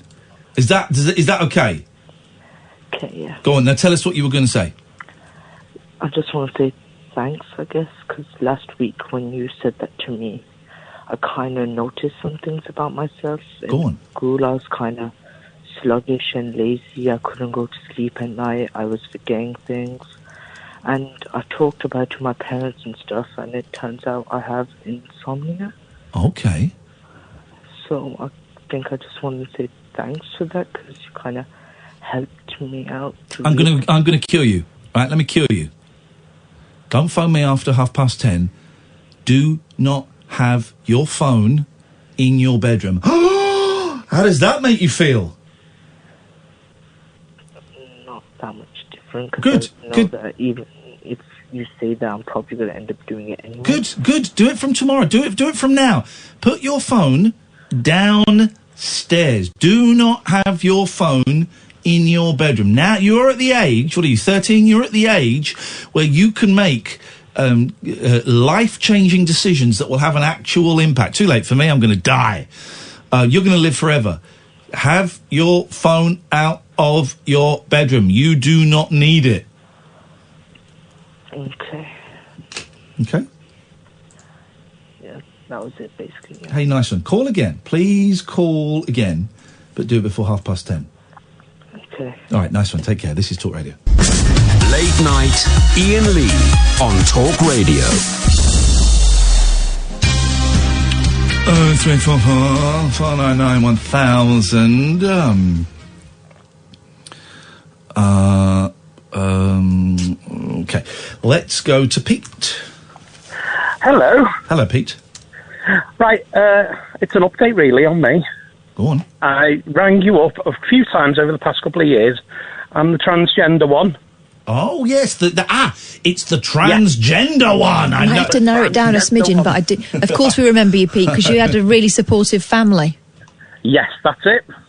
Well, it's been a long time now, and how things have changed. Uh-oh. No, for the best. Hey! This guy's like, can we throw some obstacles in this guy's way? Because everything seems to be going too smoothly for Pete. God damn it. No, there is a few negative bits at the moment. But, go on, I'll shut up. You tell us what's happening. I will go way back. Well, basically, I was DJing on a holiday park, and I was starting to live more female, and then all of a sudden, in November, they decided to sack me. Oh. With no reason at all. So, yeah, that was the end of that, and then I thought, I have to get myself together now. I need to decide what I'm going to do. So, I already had a girlfriend then, and I moved in with her, and I now live full-time as a woman. I play women's football. I've joined the WI. I've got lots of friends. And recently I've just got a full-time job, not as a DJ anymore. I've totally changed. I'm going to get a job as a support worker in mental health as a woman.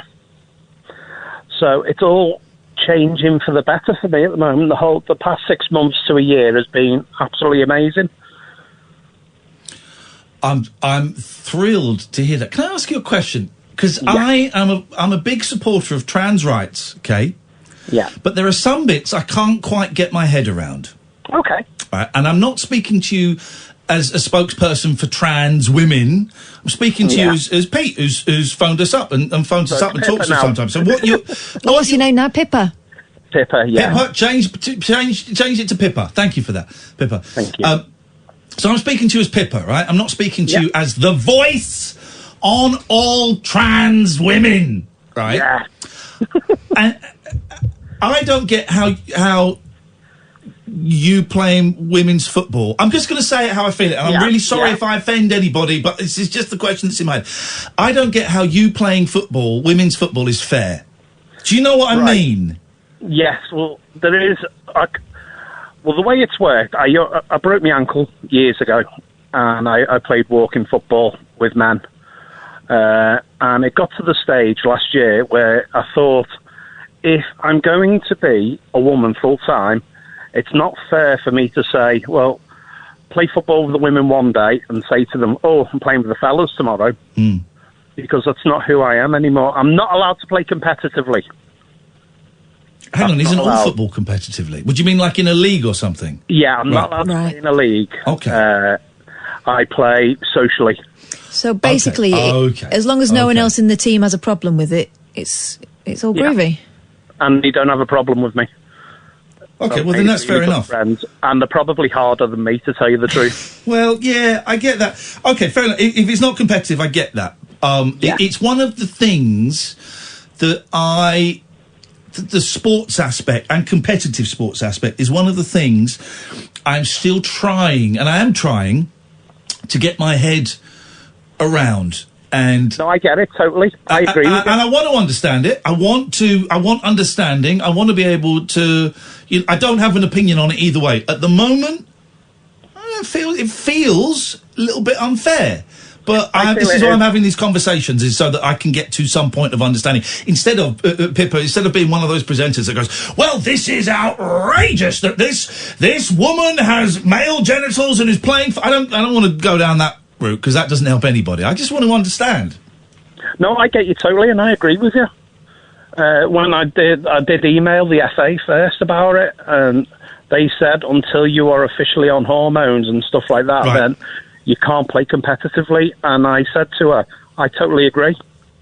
Okay. All right, nice one. I totally agree with that, but but on the other hand, I do play mixed football as well.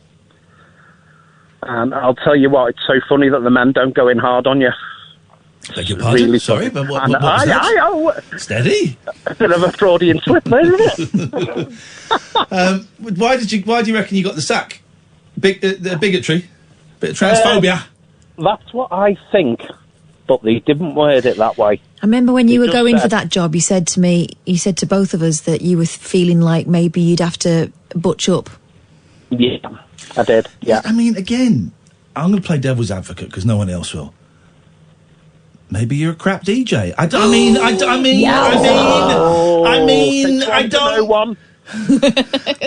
know. Maybe that is it. We don't know, Pippa. We don't have the Ev. Well, all I can say is there was a lot of complaints when I got sacked.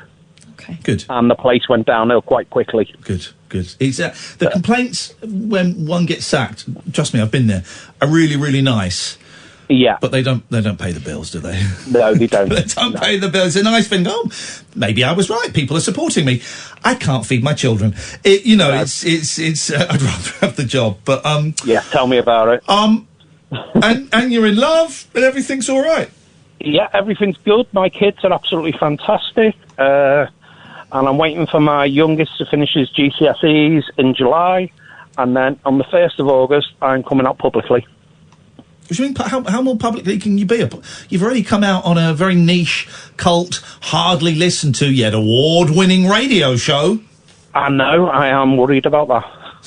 So what do you mean come out publicly? What are you going to do? Well, I've got friends on Facebook and stuff like that don't know. I do need to change that profile from male to female. But, like I said, while my lad's still in school, I don't want to rock the boat. You know what kids can be like. What do you reckon? Most people will be all right? A few will unfriend you? Yeah, a few will give me abuse. Oh, do you reckon you'll get abuse for it as well? Yeah, my daughter's waiting for them. All right. Oh, I bet she is. Yeah. That's my dad you're talking about. I'll give you a clip round the bloody ear, you piece of trash. Yeah. She looks after me. We're all on an adventure. This journey of life is an adventure, and some is more colourful. Some are more colourful than others, and yours at the moment is particularly colourful. I hope it settles down and becomes more peaceful. But I'm really pleased for you, Pippa. I really enjoy these little updates. So thank you. Yeah. Well, hopefully I'll be starting my job very, very soon. But I've been waiting on a DBS check forever. Yeah. It's doing my head in. I just want to start. And it's just like, that's what's depressing me at the moment. It's just like I'm all set to start. Yeah. Everything's in place. And my self-employed money is dwindling away. I've got about 4 weeks left of money. And then if I haven't started work, I'm in trouble. I reckon it'll be all right. I reckon it'll be all right. Everything's moving in the right direction. Yeah, but it's that waiting game, isn't it? When you see your bank balance going down and down, and nothing's coming in, and it's like, oh God, that's what depresses me at the moment. Not who I am or anything. Let us know when you get that job and when money starts coming in. Oh, I will do. I'll keep you updated. Take care. Thanks a lot. Thanks, Pippa. See you soon. Bye. It's just constant positivity. There's an example of embracing your authentic self. Paul, you're next. This is Talk Radio. Late night, Iain Lee on Talk Radio. Tomorrow, 1:30, I'm going to be streaming on my new PC. Why 1:30? Because it didn't come with a keyboard. So I'm getting one delivered before 1. I also bought a little... You know the chest of drawers you get in offices that go under desks? I bought one of them. You mean like a tiny filing cabinet? Yeah, bought one of them. Good. We're going to broke it. Why? How? You have to put the wheels on. Uh-huh. And I think I broke the bottom drawer. The bottom drawer doesn't shut properly now.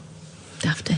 Dafty. But I was more excited about that. I've got a new PC. I was more excited about that than a new PC. Bought a PC screen that's too big. But the PC's great. It lights up. Oh. Lights up. Does that make it work better? Yeah, faster. It had 2 HDMI sockets. I couldn't get one to work, so I phoned up the technical guy. I said, I can't get these HDMI. He said, oh, no, that one won't work. That's the motherboard. Of course it is, if you look carefully, you'll see some little black clips. If you pull those black clips out, you've got more HDMI sockets. 2 screens! 2 screens! 2 screens! Tomorrow. I'm guessing I can just turn it on and there won't be any updates. So tomorrow, 1:30, I will be streaming live from my brand new PC. And we're going to start by watching an old 11 o'clock show.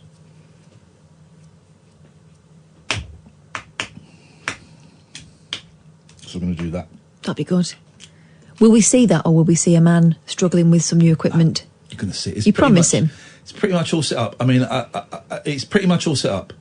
Did you get an instruction book? No. What? They assume you're going to know it all. Gosh. They assume you're going to know it all. They know it's for you, right? Haven't you Sorry? They know it's for you. Yeah, see what we did there.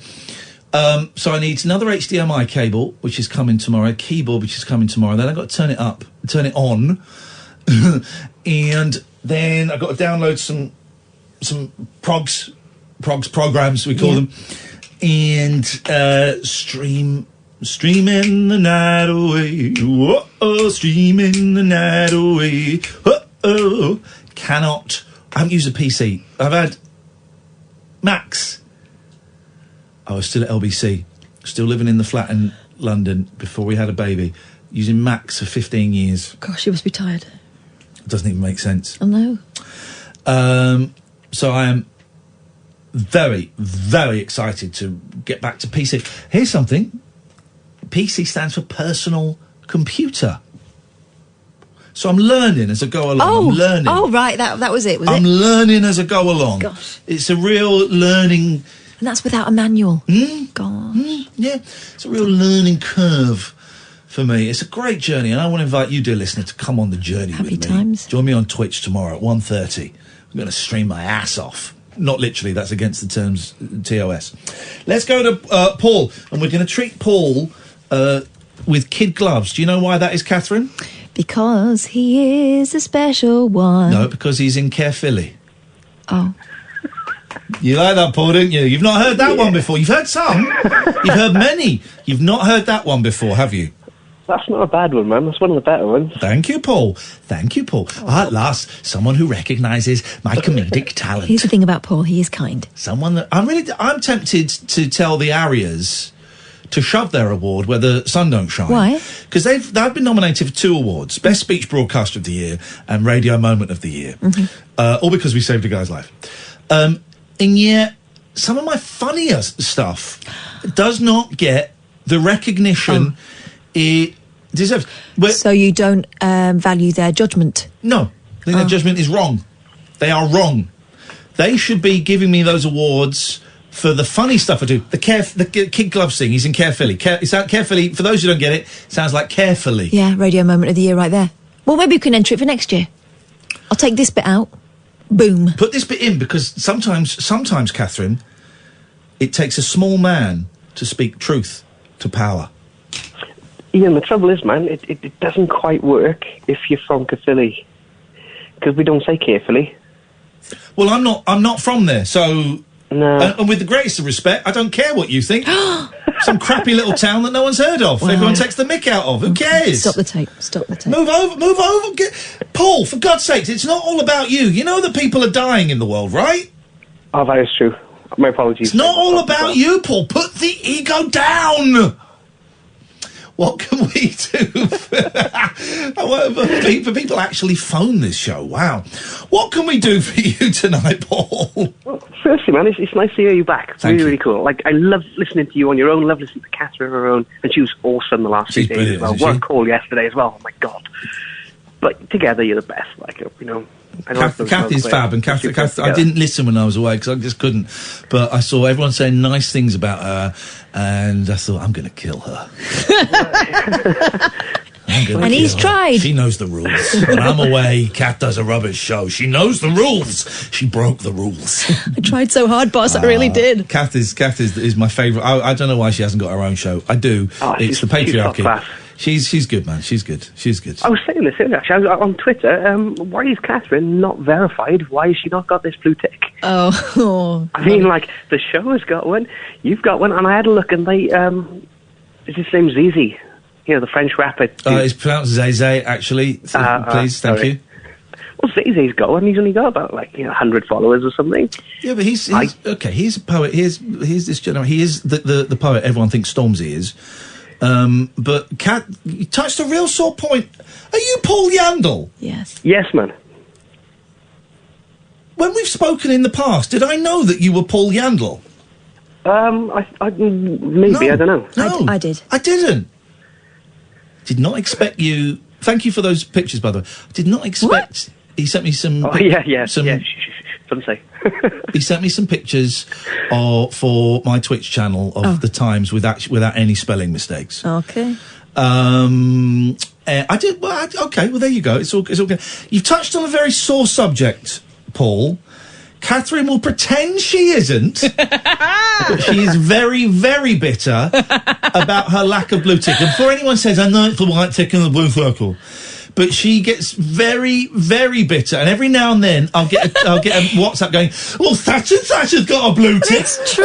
Bloody hell are they? It seems to be about how much you can spin bullshine. Because I've applied a couple of times. They stopped, didn't they, for a while? I don't know whether they've resumed quietly again. Well, I think they've stopped for public ones, but you're not a member of us ordinary folk. I am. You're not a scum like Paul. Get your agent to do it. And gotta get it done. Agents are supposed to be getting jobs. Well, again. If you want a blue tick, honey pie. Yeah. I'll get you one. Really? But you've got to pay me £150. Oh. I'm like those hooky websites that when you're applying for a passport, and even though it's only cost 15 quid, I pop up before the official one, and I pretend to be the official one, and it's 200 quid. Yeah, okay. 150 quid, I'll get you a blue... Will it be a real blue tick, or are you going to make me some sort of emoji? No, I will shame Jack et al. I will shame the whole Twitter fraternity, the Twitterternity, and I will get you a blue tick. But I want £150 before I do. Oh, I haven't got £150. It's tax month. You haven't got a blue tick? I wonder sometimes whether it's because, well, one, I'm not special. Two, my real name is not the name I'm under on Twitter. Her real name is Sandra Boyle. Can you imagine? Surely his name's not Zay as well. Oh, yeah, there's a point. I just don't think they like me. You need one, Kath. It's a tough act. It's a tough act. I think I might have been diverted straight to junk mail. I will get you. Okay, well, here's the thing. I don't want to start a campaign. Why? Because I want to start another campaign. For what? For me to be in an Adam Sandler film. Okay. And this is true. I've only got one more Adam Sandler film to watch on Netflix. This is how many I've done. And then you've got to be in one. This would help, though, if you've got someone else with a blue tick applying pressure to Adam Sandler. I've got a blue tick. Yeah, but if I have one as well... I don't want to it's not about applying pressure to Mr. Sandler, who I believe is 52 years old and a Republican. Oh, gosh. Yeah, I know. That surprised me. Do you want to be in his films, or are you trying to get in his life? I want to be in his films. I want to be in his films. And this is my problem, Paul. If we start a campaign to get Katherine a blue tick, that will dilute the energy behind my campaign, and it's a genuine campaign, to get me in an Adam Sandler movie. Katherine, do you know what I think it is? What? I think if you get a blue tick first, then, if you get a blue tick, you might be in an Adam Sandler movie first. Paul just dropped a clanger and then picked it up. If you get a blue tick first. I've got a blue tick, mate. I got a blue tick first. No, he means before you're in the film. I know what he means, but that's not what he said. I've had a blue tick for many, many years. I was one of the first to get a blue tick. It's a white tick in a blue circle. Yeah, I said that! You're cut off. He's cut off. Cut him off. He's getting on my nerves. I'm going to block him. Report him.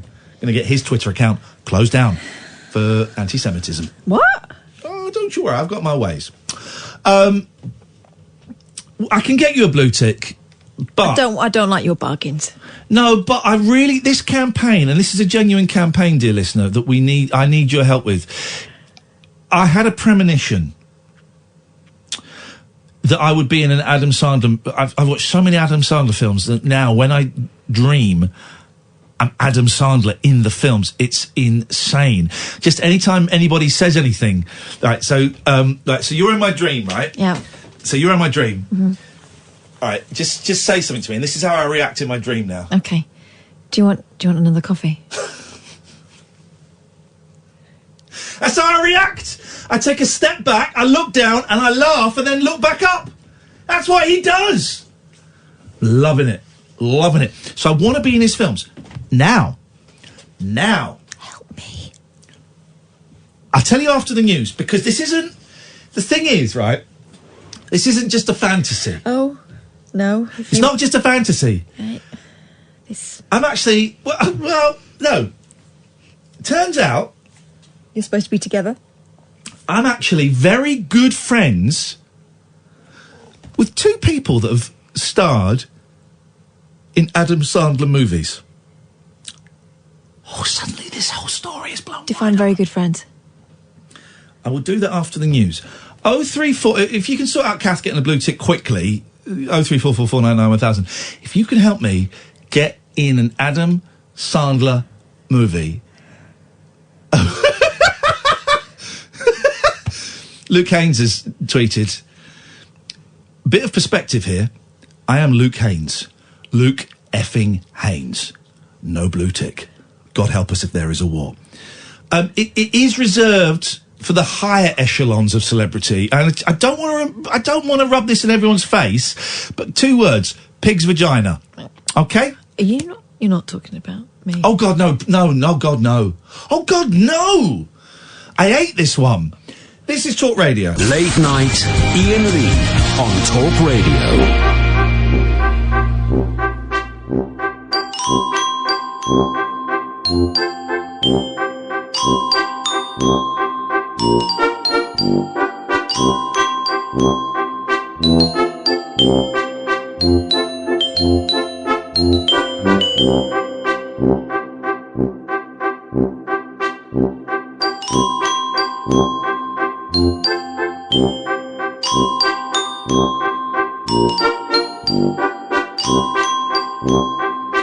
This is why you can't trust people. Paul thinks he's being so helpful. My Adam Sandler, to be in an Adam Sandler movie. So he's tweeting. He's tweeting someone called Adam Sampson. Who the hell is that? He's a global head of @FastFT at the Financial Times. He's into cheese bread. He's tweeted Adam Sampson and Adam Sanders. I mean, jeez, leave it to Beaver, please, guys. So, here's... Bum, bum, bum. And that is, speaking of Luke Haynes, that is the new single from Luke Haynes. He's done a whole concept album of TV themes from the 70s and 80s, all in different styles, using different instrumentation, and it really is an absolute joy. I was going to say it's a brave departure, but actually it isn't. It's totally Luke Haynes, isn't it? Yeah, his version of Monkey Magic on the jaw harp is, it shouldn't work. I don't know if it does, but he did it. Crossroads Motel, my goodness. There we go. Exactly. Played on the stylophone. So thank you for Luke. Best of luck with that. So, I want to be in an Adam Sanders movie. This isn't even a joke. This is a thing now. This is a thing. This is my next big project. I am very good friends. I was watching one of the films. I don't remember the name. This is one of the ones with Jennifer Aniston. It turns out the pairing Sanders and Aniston is the greatest. Sanders is it now? Sandler. See, Paul, you've totally screwed me up. I think he calls himself the Sandman. Sandler and Aniston, the greatest double act since Hoffman and Beatty in Ishtar. Have you seen Ishtar? No. You're too young to remember Ishtar, aren't you? Mm-hmm. One of the biggest flops ever. One of the biggest flops ever. It's a comedy. Beatty and Hoffman, 1982, I'm going to say. They were at the peak of their powers, and it was a huge flop. Weird comedy. They play songwriters who get caught up in an espionage thing. Here's the thing, right? I bought it about 15 years ago.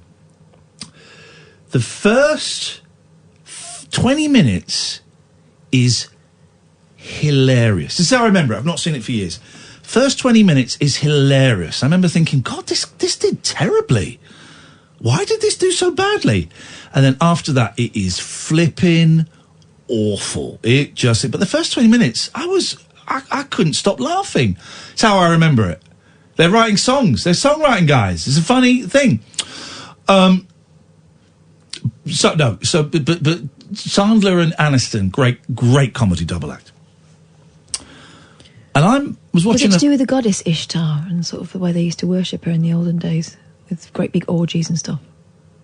Right, no, right. Adam Sandler's Live is not Adam Sandler. Paul, you're close to getting blocked.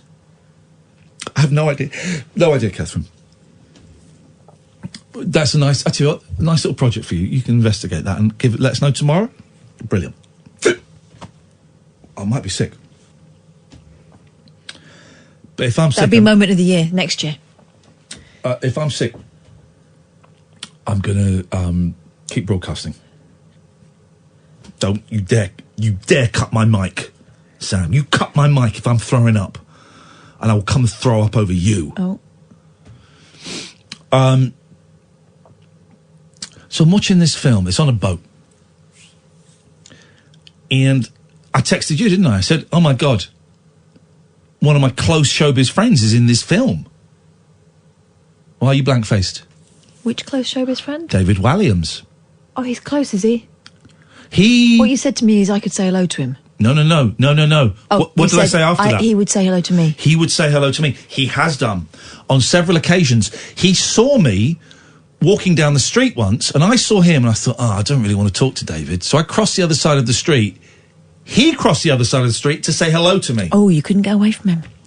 When I was at the National Television Awards, as we mentioned earlier, he was sat in front of me. He turned round to say hello to me. Gosh. So David Walliams is a friend of mine. He knows me. He knows my name. He's an acquaintance. No. He knows me. He knows you.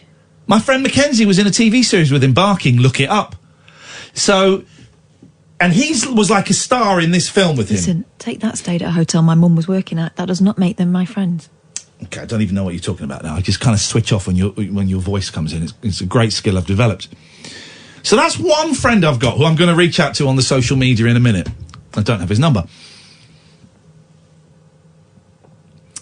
Of course you have, Luke. Of course you have. Luke says he's actually thought about doing that album.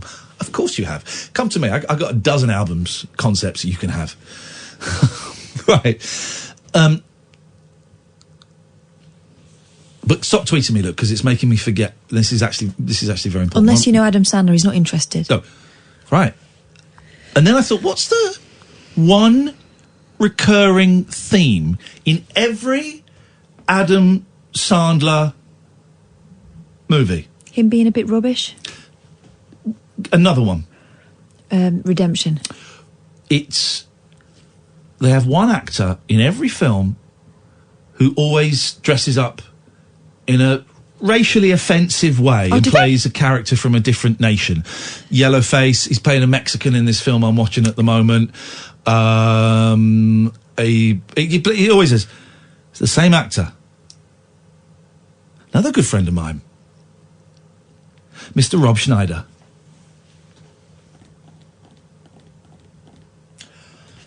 I've silenced you. At last. Rob Schneider. You know Rob Schneider? Well, probably more than you do. What do you mean? Go on. He was in that film about a male whore. His name escapes me. It's got the phrase mangina in it. Juice Bigelow. He's Juice Bigelow. Good friend of mine. Now, so suddenly, we have gone... How do you know? Huh? How do you know him? He came on a TV show I hosted once as a guest. Once. And what, you went out to dinner? No. You stayed friends? Didn't go out for dinner. dinner. His daughter. She's now pop star. Didn't go out for dinner. Don't know his daughter. Okay. But when he came on the 11 o'clock show 20 years ago, yeah, we really connected. Okay. Really connected, actually. Godfather to children, or...? No, you're being silly and flippant. Just checking. Oh, I know what. Tell you what, why don't you get your dreams and put them over there, and I'll have a whittle on them in a second. I'm just not claiming to know people I don't know. I know him. Okay. If he was here in this room now, I would say hello to him. I mean, yeah, otherwise it would be weird, wouldn't That would be weird if I didn't. You're absolutely right. But Okay, well, good luck with all this. Thank you. So, what I'm going to do is I am going to reach out to my two good friends. This is just the start. This is just phase one. This is just phase one of my plan. Where are we? January the 1st. Was it January the 5th? What is the date today? 7th? It's the 28th. Oh, time is moving on. Right. So phase one, I reach out to my good friend David Walliams and my good friend Rob Schneider. I think that's his name. Why, what do you call him? Robbie? I call him the Big R. Oh. And I asked them if they can help me be in an Adam Sandler movie. He's probably making 3 right now, exclusively for Netflix. So I'm going to reach out. So why don't you do one of your news stories, and I'm going to tweet these guys You out. need to belittle me. You've not got that part yet, you know. Hi at David Walliams. I hope you are well. I really, then in capitals, really want to be in an Adam Sandler movie, and I saw you were in one. Do you have his phone number, please? We need a hashtag for this. We need a really cool hashtag. Hashtag. So, hashtag. Desperate. Hashtag.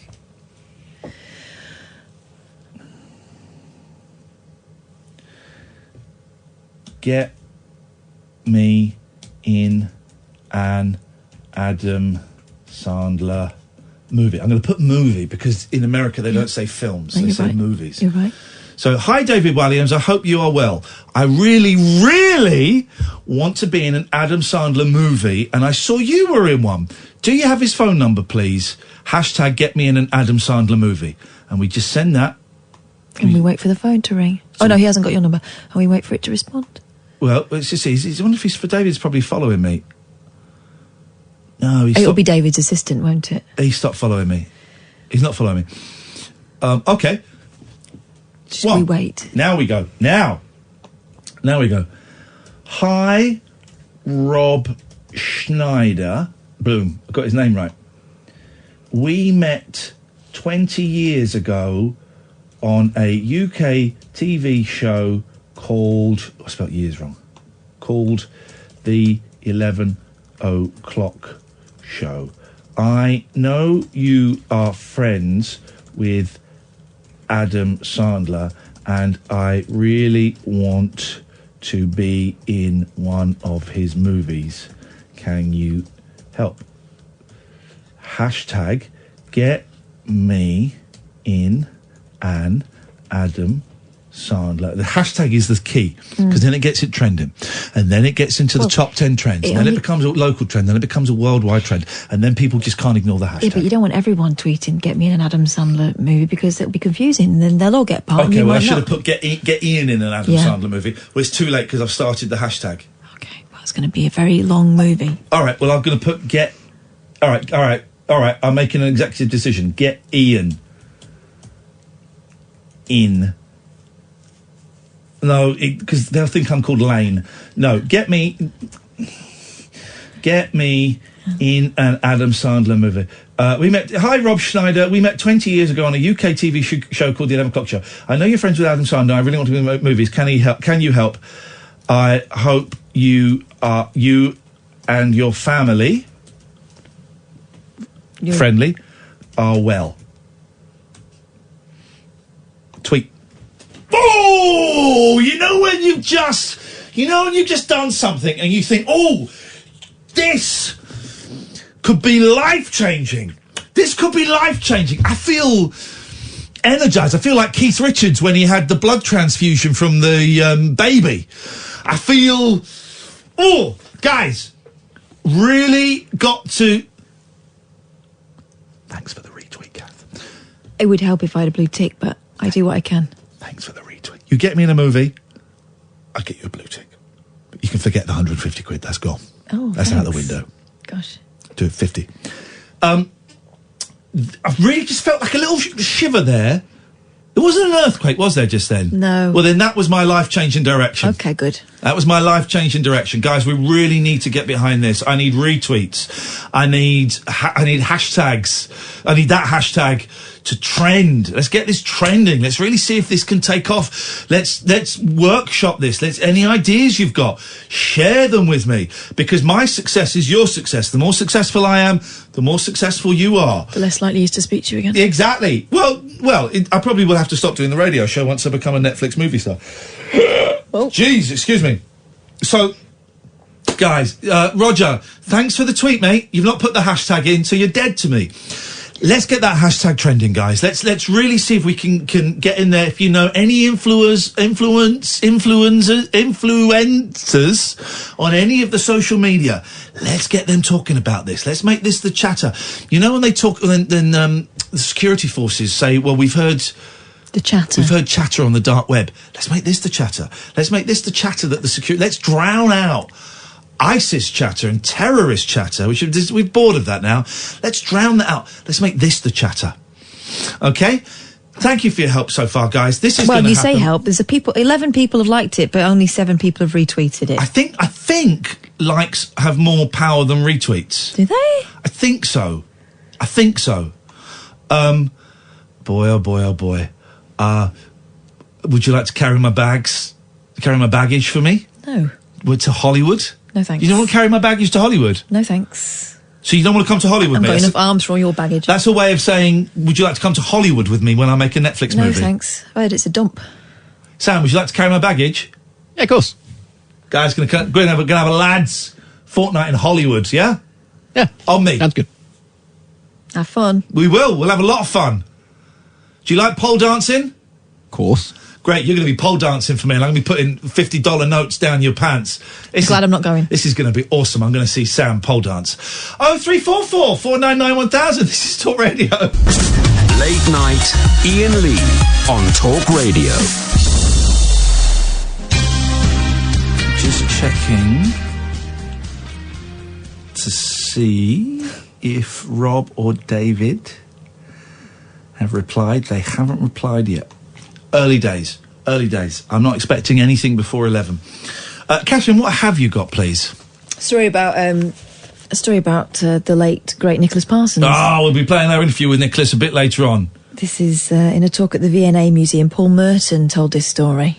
Here's the thing, no one will have one bad word to say about that guy. There will not be one bad word about him tomorrow. Go on. Parsons was at the Edinburgh Festival and someone was talking to him about Richard Pryor. Oh, yeah. Telling Parsons how funny he was, but also all about his crack binges, setting himself on fire, going completely off the rails, etc. Talking about Richard Pryor. I misunderstood. Parsons, Merton said, Parsons stood there listening in absolute disbelief. Yeah. About an hour later, he was overheard saying to someone else, have you heard what's happened to Richard Pryor? He's gone completely mad. No. Imagine Richard Pryor setting himself on fire. Crack benches. Smoking crack. It could happen. Here's the thing, it could happen. There's a woman in the papers, and it's been great for lazy radio hosts, this story. And I'm not really that interested in what she's said so much as her name. Oh, go on. So the story is, it's a lazy thing. Chatting about football at work should be sidelined as it can exclude women, says the head of a boss's group. The Chartered Management Institute's Anne Frank. Oh, really? Okay. But F-R-A-N-C-K-E. That's Frank. Yeah. I mean...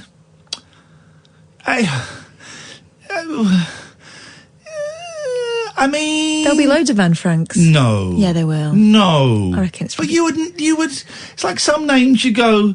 Because when you name kids, you go through all of the connotations, you abbreviate it. I think we've got the name, you abbreviate it as a surname. Okay, right. If you do this, okay. At some point, someone's going to go, yeah, but it's Anne Frank. You know Anne Frank. You know the girl in the diary. It's Anne Frank. But maybe it's a married name. You can't decide that you're not going to marry someone because your name might sound like Anne Frank. That's true. Actually, that's That's very true. It was. I didn't watch it, but I heard some of it on the radio. The Auschwitz Holocaust. What exactly was it? 75 years since the liberation. Since the liberation of Auschwitz. Yeah. Okay. That was grim. It was. I heard bits of it on the radio, and it was incredible. Yeah. It was incredible listening. It's incredible I had to listening. kind of explain bits of it to my 8-year-old. Oh gosh, the technicalities of how the people were murdered. Yeah, well, no, not the technicalities of it, but what happened. Yeah. You know, and then they have to know about it. Yeah, of course they do. And of course she was appalled. She can't believe that people treated each other like that. Because she's a sensible 8-year-old. And she's little, and child. she's surrounded by people who love her. Yeah. And fortunately, she can't comprehend such hatred. Bless her. It was really fitting that that coverage was, and it's in all the papers, of course, is happening now because it is totally on the rise. Anti-Semitism, specifically, is on the rise, and I don't know. I don't think Jeremy Corbyn is anti-Semitic, but I do think he allowed it to fester and grow in the Labour Party. I do also think that some of the press used the argument of anti-Semitism as something to beat him with, correctly so. But there definitely is a problem, and also I see it on Twitter, not so much because I've kind of blocked so many people now that I tend not to get those kind of comments in my feed. But that's taken a lot of work to get away from that. But it's here's the thing, right? We got to bring our kids up right, because these are really dark times in terms of racism, generally, Islamophobia, anti-Semitism, specifically. These are really unpleasant times, and it feels like to me that the arseholes are winning. Feels like to me the arseholes are winning. They've got that perception as well. They've got the upper hand at the moment, and it's a pendulum. Swings back and forth. We had a long time of kind of liberalism and stuff, and it's now sort of swung back the other way, and I think it will get significantly worse before it gets better. But there are so many overt and very clever covert racists that are in positions of power politically, that are in positions of having an audience in terms of the radio shows that they host, the TV shows that they host, and they are normalising this stuff. This thing with Donald Trump today, he solved Israel-Palestine. He solved it. Oh, that's that sorted, isn't it? He solved it. And this is going to be really interesting to watch how this is going to be played out, because he solved it, which no one else has been able to do. He solved it by working with the Prime Minister, is it Prime Minister or President of Israel, but not with working with the Palestinians. And his solution is, give the Palestinians a load more land, Israel get Jerusalem.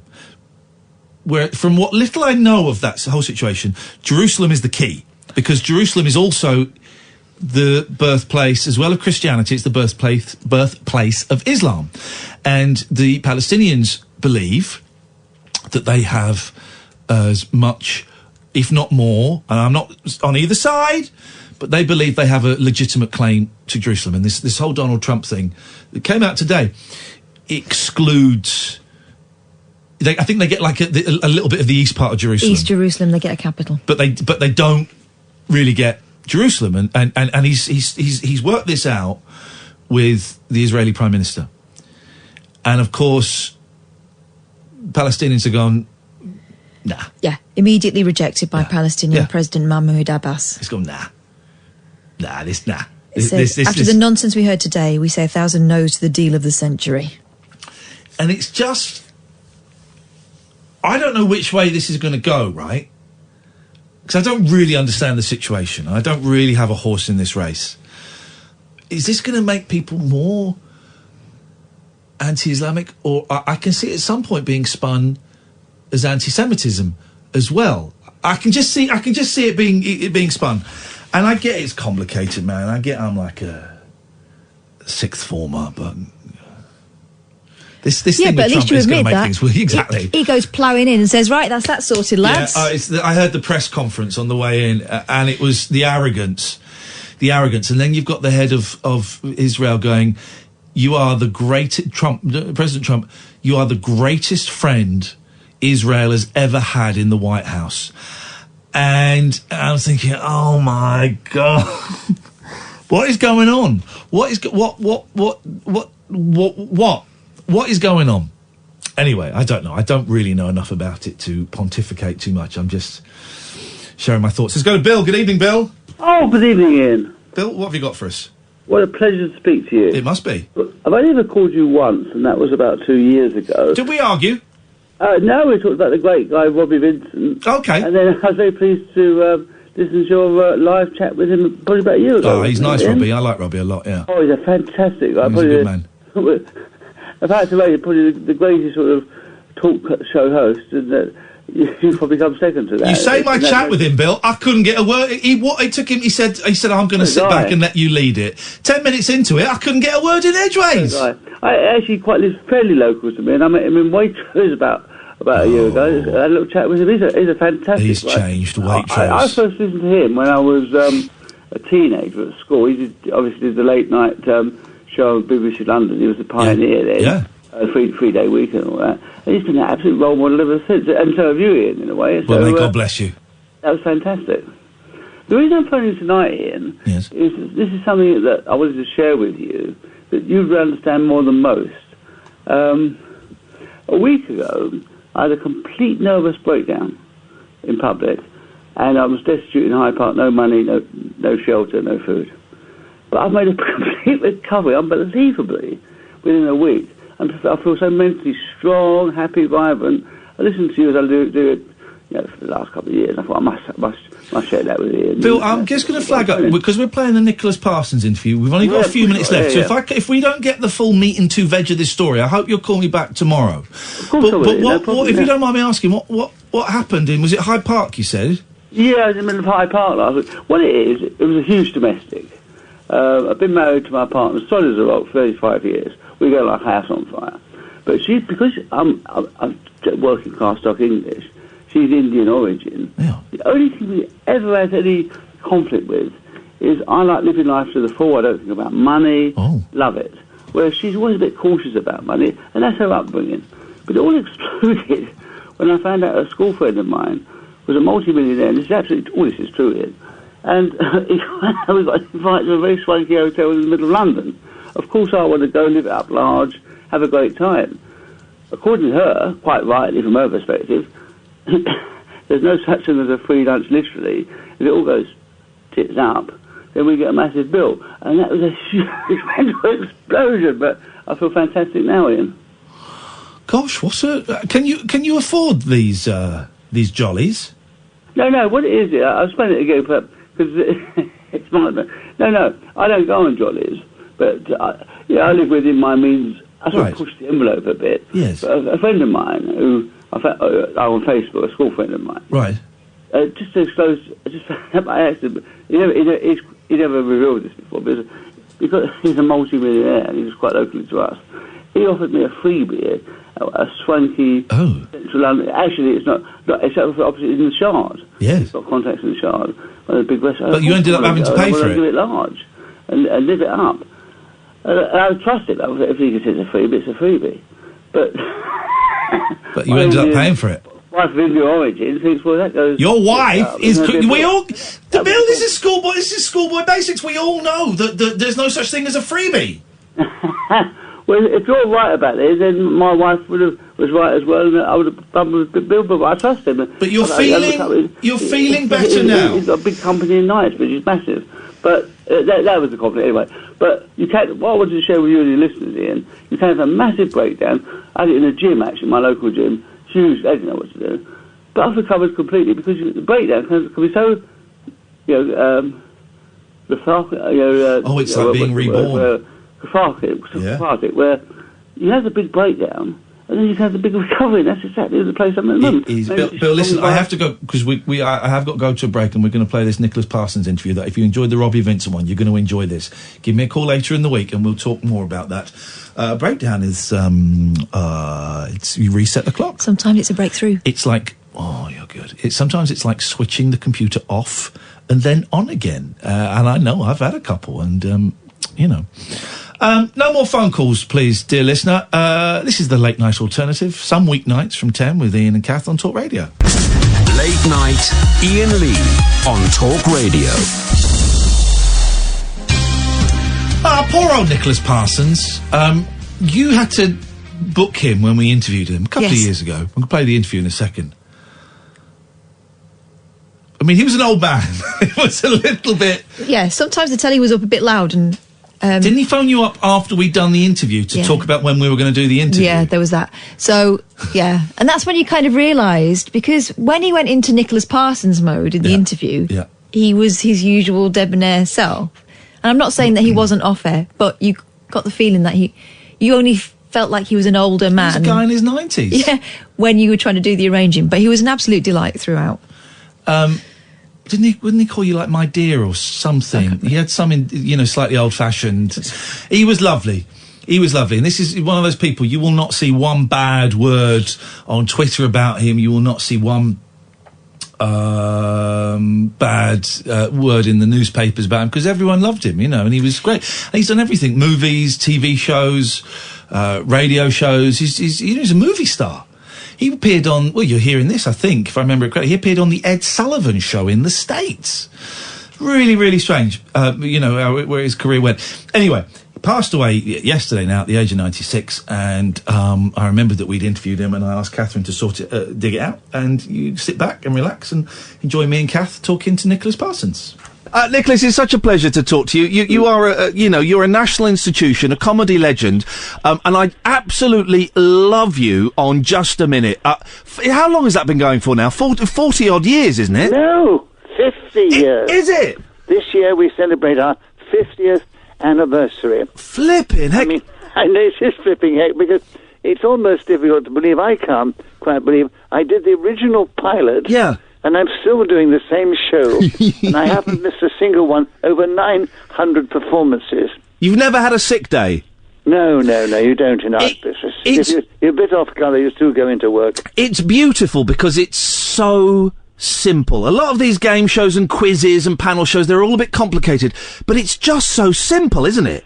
Well, basically, yes, it's simple, but what makes it work is having fun within a very simple format. Yeah. I mean, we have refined it as the years have gone by. It was much more complicated when we started. Iain Messiter, who created the original game, had all kinds of inhibiting factors in it. In fact, the pilot, if you're interested, go on. was a disaster. Oh, really? The BBC didn't want it. Well, it wasn't good. It really was not good.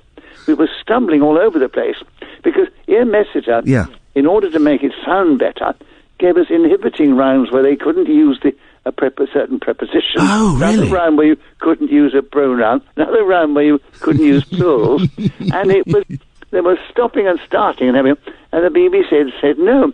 And thanks to the very clever young producer we had called David Hatch, just joined us from Cambridge, and he saw the potential, and he fought for it, and actually laid his job on the line, I've been told. Yeah. So we got the first series, not because they thought it was any good, but because they wanted to keep David Hatch on the staff. And then he changed things a lot. Yeah. And I wasn't, also another interesting story, I wasn't the original choice for chairman. Oh, go on, who was? Well, I was going to be Jimmy Edwards. Oh, really? It was a good choice, because Jimmy was doing a programme then called Does the Team Think? Yeah. With other comedians, all ad-libbing and so forth. And, but the thing was that I don't think Jimmy really wanted to do it. I knew Iain, he was a great personal friend. Yeah. I took his idea up to the BBC, because I wanted to do some more improvised comedy, which I just won an award with a programme called Listen to This Space, which I created, which was a breakthrough in the comedy world of television. It was a satire show. Yeah. It was the first satire show on radio. And I wanted to get back to do some more improvised comedy. And so I was going to be on the panel. And Jimmy was going to be chairman. And he was never available when they wanted to do it. So David Hatch came to me and said, Nicholas, I've got an offer to make you. Would you please be the chairman for the pilot? I said, no, David, please, I don't want that job. I'm not right for it. I said, please, don't give it to me. He said, I'll do a deal with you. You be chairman for the pilot, and if we get the series, you can go onto the panel. Derek Nimmo's free, so we get him. Fine. Oh, fantastic. And so I did the pilot, and it was such a disaster. And then after he managed to persuade the BBC to give him his first series, yeah, he came to me again and said, Nicholas, I've got a series now of Just a Minute, and I've had to fight for it. There was only one thing in the pilot they quite liked, and that was your chairman. Fantastic. And then we finished the gag, yeah, and I said, but David, I was awful. He said, I know, but so was everybody else.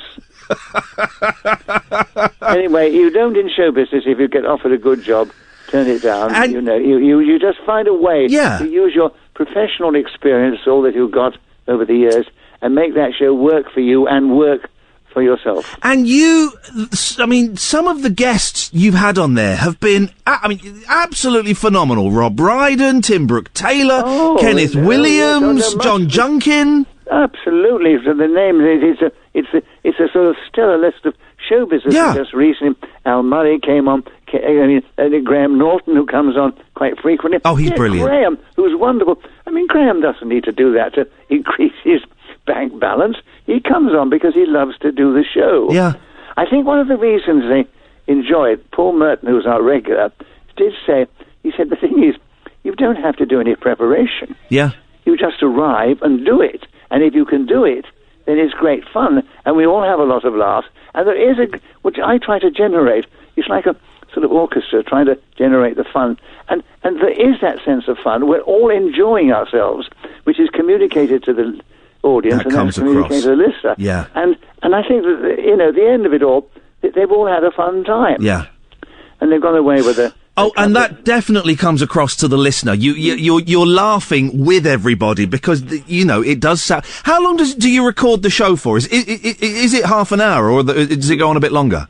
Well, this is one of the things I'm really proud of because most shows nowadays, because they can edit, are over-recorded. Yeah. Ours is almost recorded to time. Wow. He records about maybe 35, 33, 34 minutes, and then he trims down all the gagging and ad-libbing in between to get it. And one of the producers said, I was editing it. I said, it was awful. I was having to leave on the cutting room floor wonderful big laughs. Because you've got to get it down to the 27 minutes to fit into the slot. So, I think for safety, he records about 30, 32 minutes or something like that. But basically, it is a live show. Mm. And I believe, because I grew up in live television and radio, when everything was live and nothing was recorded, you couldn't record because they couldn't edit. Mm. And I believe that thing about being live, you go out there knowing it's got to be right. And I think that gives you a sort of impetus, a frisson, it's the adrenaline pumping. Yeah. And I think that's what helps towards the success. Nicholas, I've been reading a lot about you. You're good. No, I've done my research. One thing that really surprised me, you appeared on the Ed Sullivan Show in America, the show that broke the Beatles. That's right, we did it with the Arthur Haynes Arthur show. Haynes, how did that come about? That's incredible. Well, Arthur Haynes' show, that again was the first show was called Strike a New Note. It turned into the Arthur Haynes Show with Nicholas Parsons. That was a disaster show, but it began when ITV first began, and they had nothing to replace it because he couldn't take it off. And George Black, who was then producing it for ATV, said, I'm going to get rid of everybody else and keep you and Arthur Haynes, or Arthur Haynes and you, and I think we should do sketches together. He developed then into the Get Happy Show, and then by the end of the year, we changed the title. It was the Arthur Haynes Show with Nicholas Parsons, and we ran for 10 successful years. Yeah. And then suddenly, it was booked to go on the Ed Sullivan Show. We went to New York and did 6 shows. It was wonderful. We had 2 weeks over there, and we recorded 6 different shows. And Ed Sullivan was very complimentary to me because Arthur, it's a lovely story. It's in the autobiography, but do you want to hear it? Yeah, please do. Oh, yes. Arthur had decided that as I was getting so much attention, he thought he might change the format. He said, Nicholas, I think we should separate. He said, no hard feelings, it's been wonderful, and I'll do another series with you. Then we go to America, and he said, you want to do your theatre work? And I said, well, Arthur, if we become Haynes and Parsons, I'll stick with you forever. And he said, no, no hard feelings. I think it's been wonderful. And because he wanted, for some reason, I don't know, he felt threatened for some reason, I don't know. Right. So anyway, so what actually happened was that I agreed, we did these shows, but he then, because he was changing when he came back and wanted his friend Derek Leslie Noyes to go with him, we were booked by his agent as Haynes and Company. Oh. So I wasn't there under my own name of Nicholas Parsons. Yes. And I didn't know this until, and of course, as I was booked as Haynes and Parsons, Ed Sullivan thought that I was just a sort of secondary person to him and not his equal. Yeah. And after we'd done the first run-through, the first sketch we did, he walked over and right in front of Arthur, he said, this guy's good. He is the best straight man I've ever seen. You want to hold on to him. Don't let him go. Oh, dear, oh, dear. I bet that didn't go down too well. You should have seen Arthur's face. Because when we got back, we did go. But unfortunately, it didn't work for Arthur. He got somebody else who was a very good performer, but the public had got used to Haynes and Parsons. Yeah. And his next show went down the tubes, and so did the next summer season. And I landed on my feet because I was offered the lead in Birmingham and the West End, and that ran for 15 months. It was wonderful. One of the things that made me realise just how funny you are and how talented you are was a long, long time ago, because of course I knew you growing up, with Sale of the Century, and that's kind of all I thought you did. And then I saw that wonderful. That wasn't very long ago, really, in my life. Well, I know, but then I saw that brilliant comic strip you did with Rick Mail and Adrian Edmondson. Oh, Nicholas bloody Parsons. Yeah, it was wonderful, wasn't it? It was so delightful. Peter Cook, of course. How did that? Did you just get a phone call saying, "Is Nicholas free to appear in this show?" Yes, it did. My agent phoned me up and said they want you to do a show called The Comic Strip, but it may have called Mr. Johnny Lives Next Door. Yeah. And they sent me the script. And I realised this guy was being sent out absolutely rotten, the lead character. It hadn't got a name then. And I phoned up and I read the script and I thought it was a very good script. And I said to my agent, it's a great script. Love to do it. And the voice came back to me and said, would you really? And I think they'd offered it to one or two people and they'd all turned it down flat. Right, yeah. They weren't prepared to be sent up rotten like that.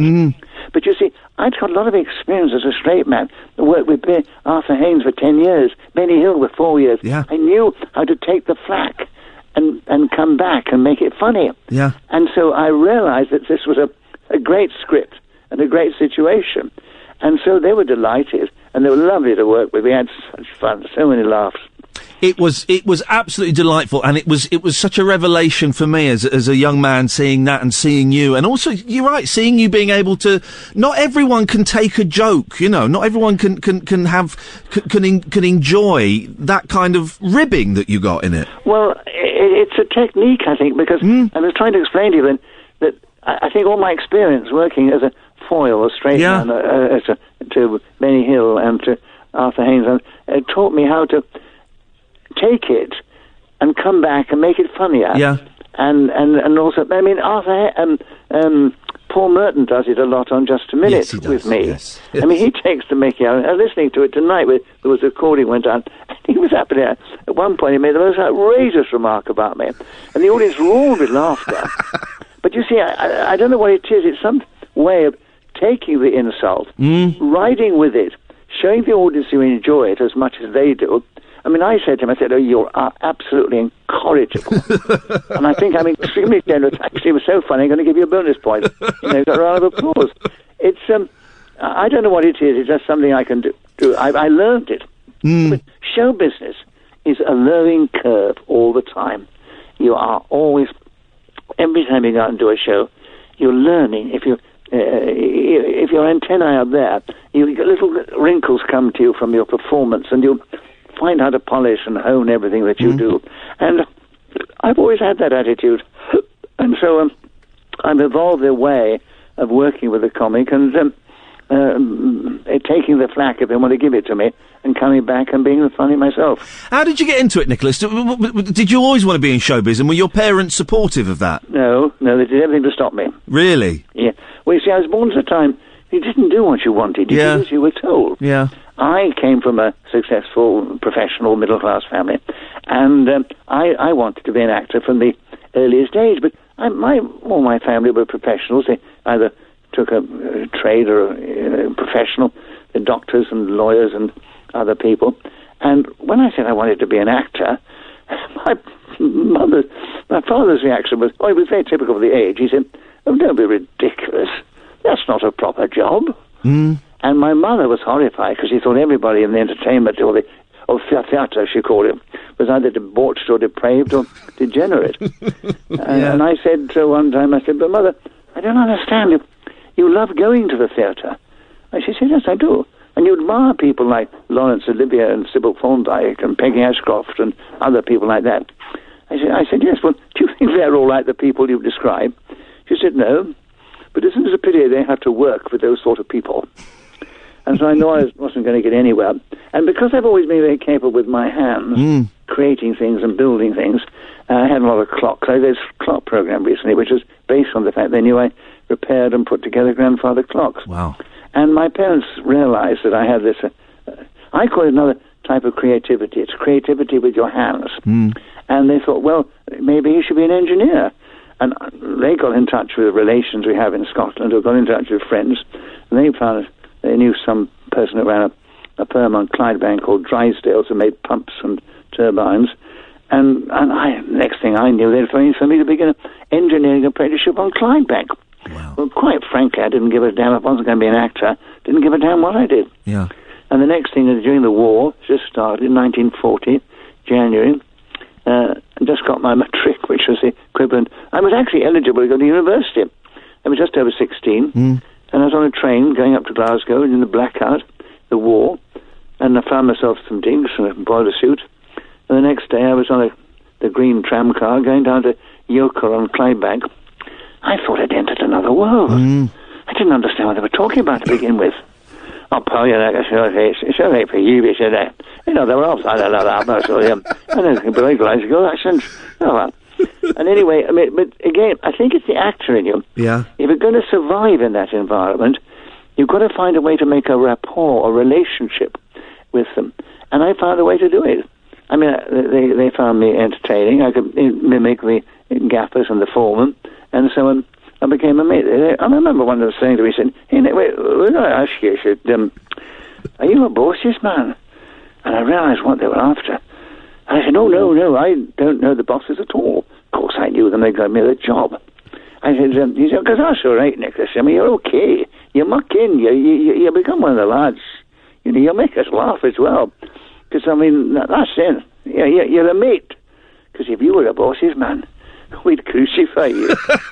Can you imagine surviving under those circumstances? But I did. It's one of the few things I'm really proud of. Yeah. I did 5 years there. 5 years. And it went into all the different departments. And I am actually a qualified marine and mechanical engineer. You could still do it now? No, not now. No. I wouldn't know. Look at me, you know. Did you ever, when you became... I don't say I couldn't do it. I've got the ability to do it. Yes. But things change. Yes. Automatically, things change. I mean, technology changes and mechanical things change and improve and so forth. I excuse me. I don't know when your parents passed, Nicholas, and I wondered if they did see you become successful. Yes, if they ever... indeed. Did you get that "well done, they son"? Embraced it. Yeah. No, they never said "well done." They just thought I was still mad. But they still supported me and came to see my shows and everything like that. Yes, Yeah. of course they did. They accepted it. And you're still doing Just a Minute, and it's still hilarious. You still do your shows up in Edinburgh. Is there anything, looking back, Nicholas, that you haven't done yet that you'd still like to do? Well, I've done a lot of things. I began to direct and make short films for the cinema and little documentaries. And actually, I think if you do a lot, you'll begin to learn how to make things and tell other people how to do it. And I would love to have directed one. I've directed 1 or 2 plays. Yes. My friend Eric Nimmo used to send productions out to the Far East to the different hotels. And I produced a couple of plays for him. And I would love to have done more directing. But if you're going, it's got so specialised, our profession. Yeah. If I'd said, listen, I'm going to stop acting and become a director, you can't do both. But I mean, I thought it was too much of a gamble. Yeah. I'm secure as an actor. I'm getting What work. documentaries did you make, if you don't mind me asking? Yeah, they were in the cinema. There was a time in the 60s when they were taking, or in the 70s particularly, when they were taking documentaries. Yeah. In fact, there was a thing called the ED money, and it was a very good idea. A certain amount of money had to be taken from every distributor and put into a fund to help young, or not to say young, aspiring filmmakers. Right. So there was a little bit of cash available. And so if you wanted to go out and make it, and the distributors had to have a short, which was anything up to 30 minutes in the cinema. And so they were obliged to do it. And unfortunately, Margaret Thatcher, who was always from, what was the word they used, was it cost effective? She looked into this and said, is he making any money? Is it cost effective? No, it isn't, but it's a wonderful way of helping and encouraging new and aspiring young filmmakers. Obviously, it's not making a profit. Cancel it. And, of course, the distributors were delighted because they didn't have to give a little bit of money back. And so it all finished. But while that was on, I made there was one I made to help the charity I've worked for ever since, since it almost started, the Lord's Taverners. And I finally played cricket in Corfu, and so I decided to do a cricket match and showed them playing at Blenheim, which was always the first game of the season, because they had a lot of celebrities, far more celebrities playing for them than they do now. And then I took a whole team with some wonderful players: John Cleese, John Alderton, Brian Ricks. Wow! And we went to this team with 3 professional players out, and I fixed it all. I went out there, planned it all, and we filmed a cricket match out in Corfu, and we had them all fooling around and playing the game as well. And we called it Mad Dogs. I called it Mad Dogs and Cricketers. Fantastic. But I was the producer, the director, and everything. Yeah. And I was in it as well. Of course you were. And it worked very well. And actually, it's now on. I think it's on YouTube, because I gave a copy to the Lord's Taverners charity, and they, in order to publicise what they do, I think they've given it to the YouTube so people can see it, actually. Very successful film. Then I did one about their golf, another one about the British life. I called it Terribly British, and another one about, a number of things I made. And so I enjoy doing that.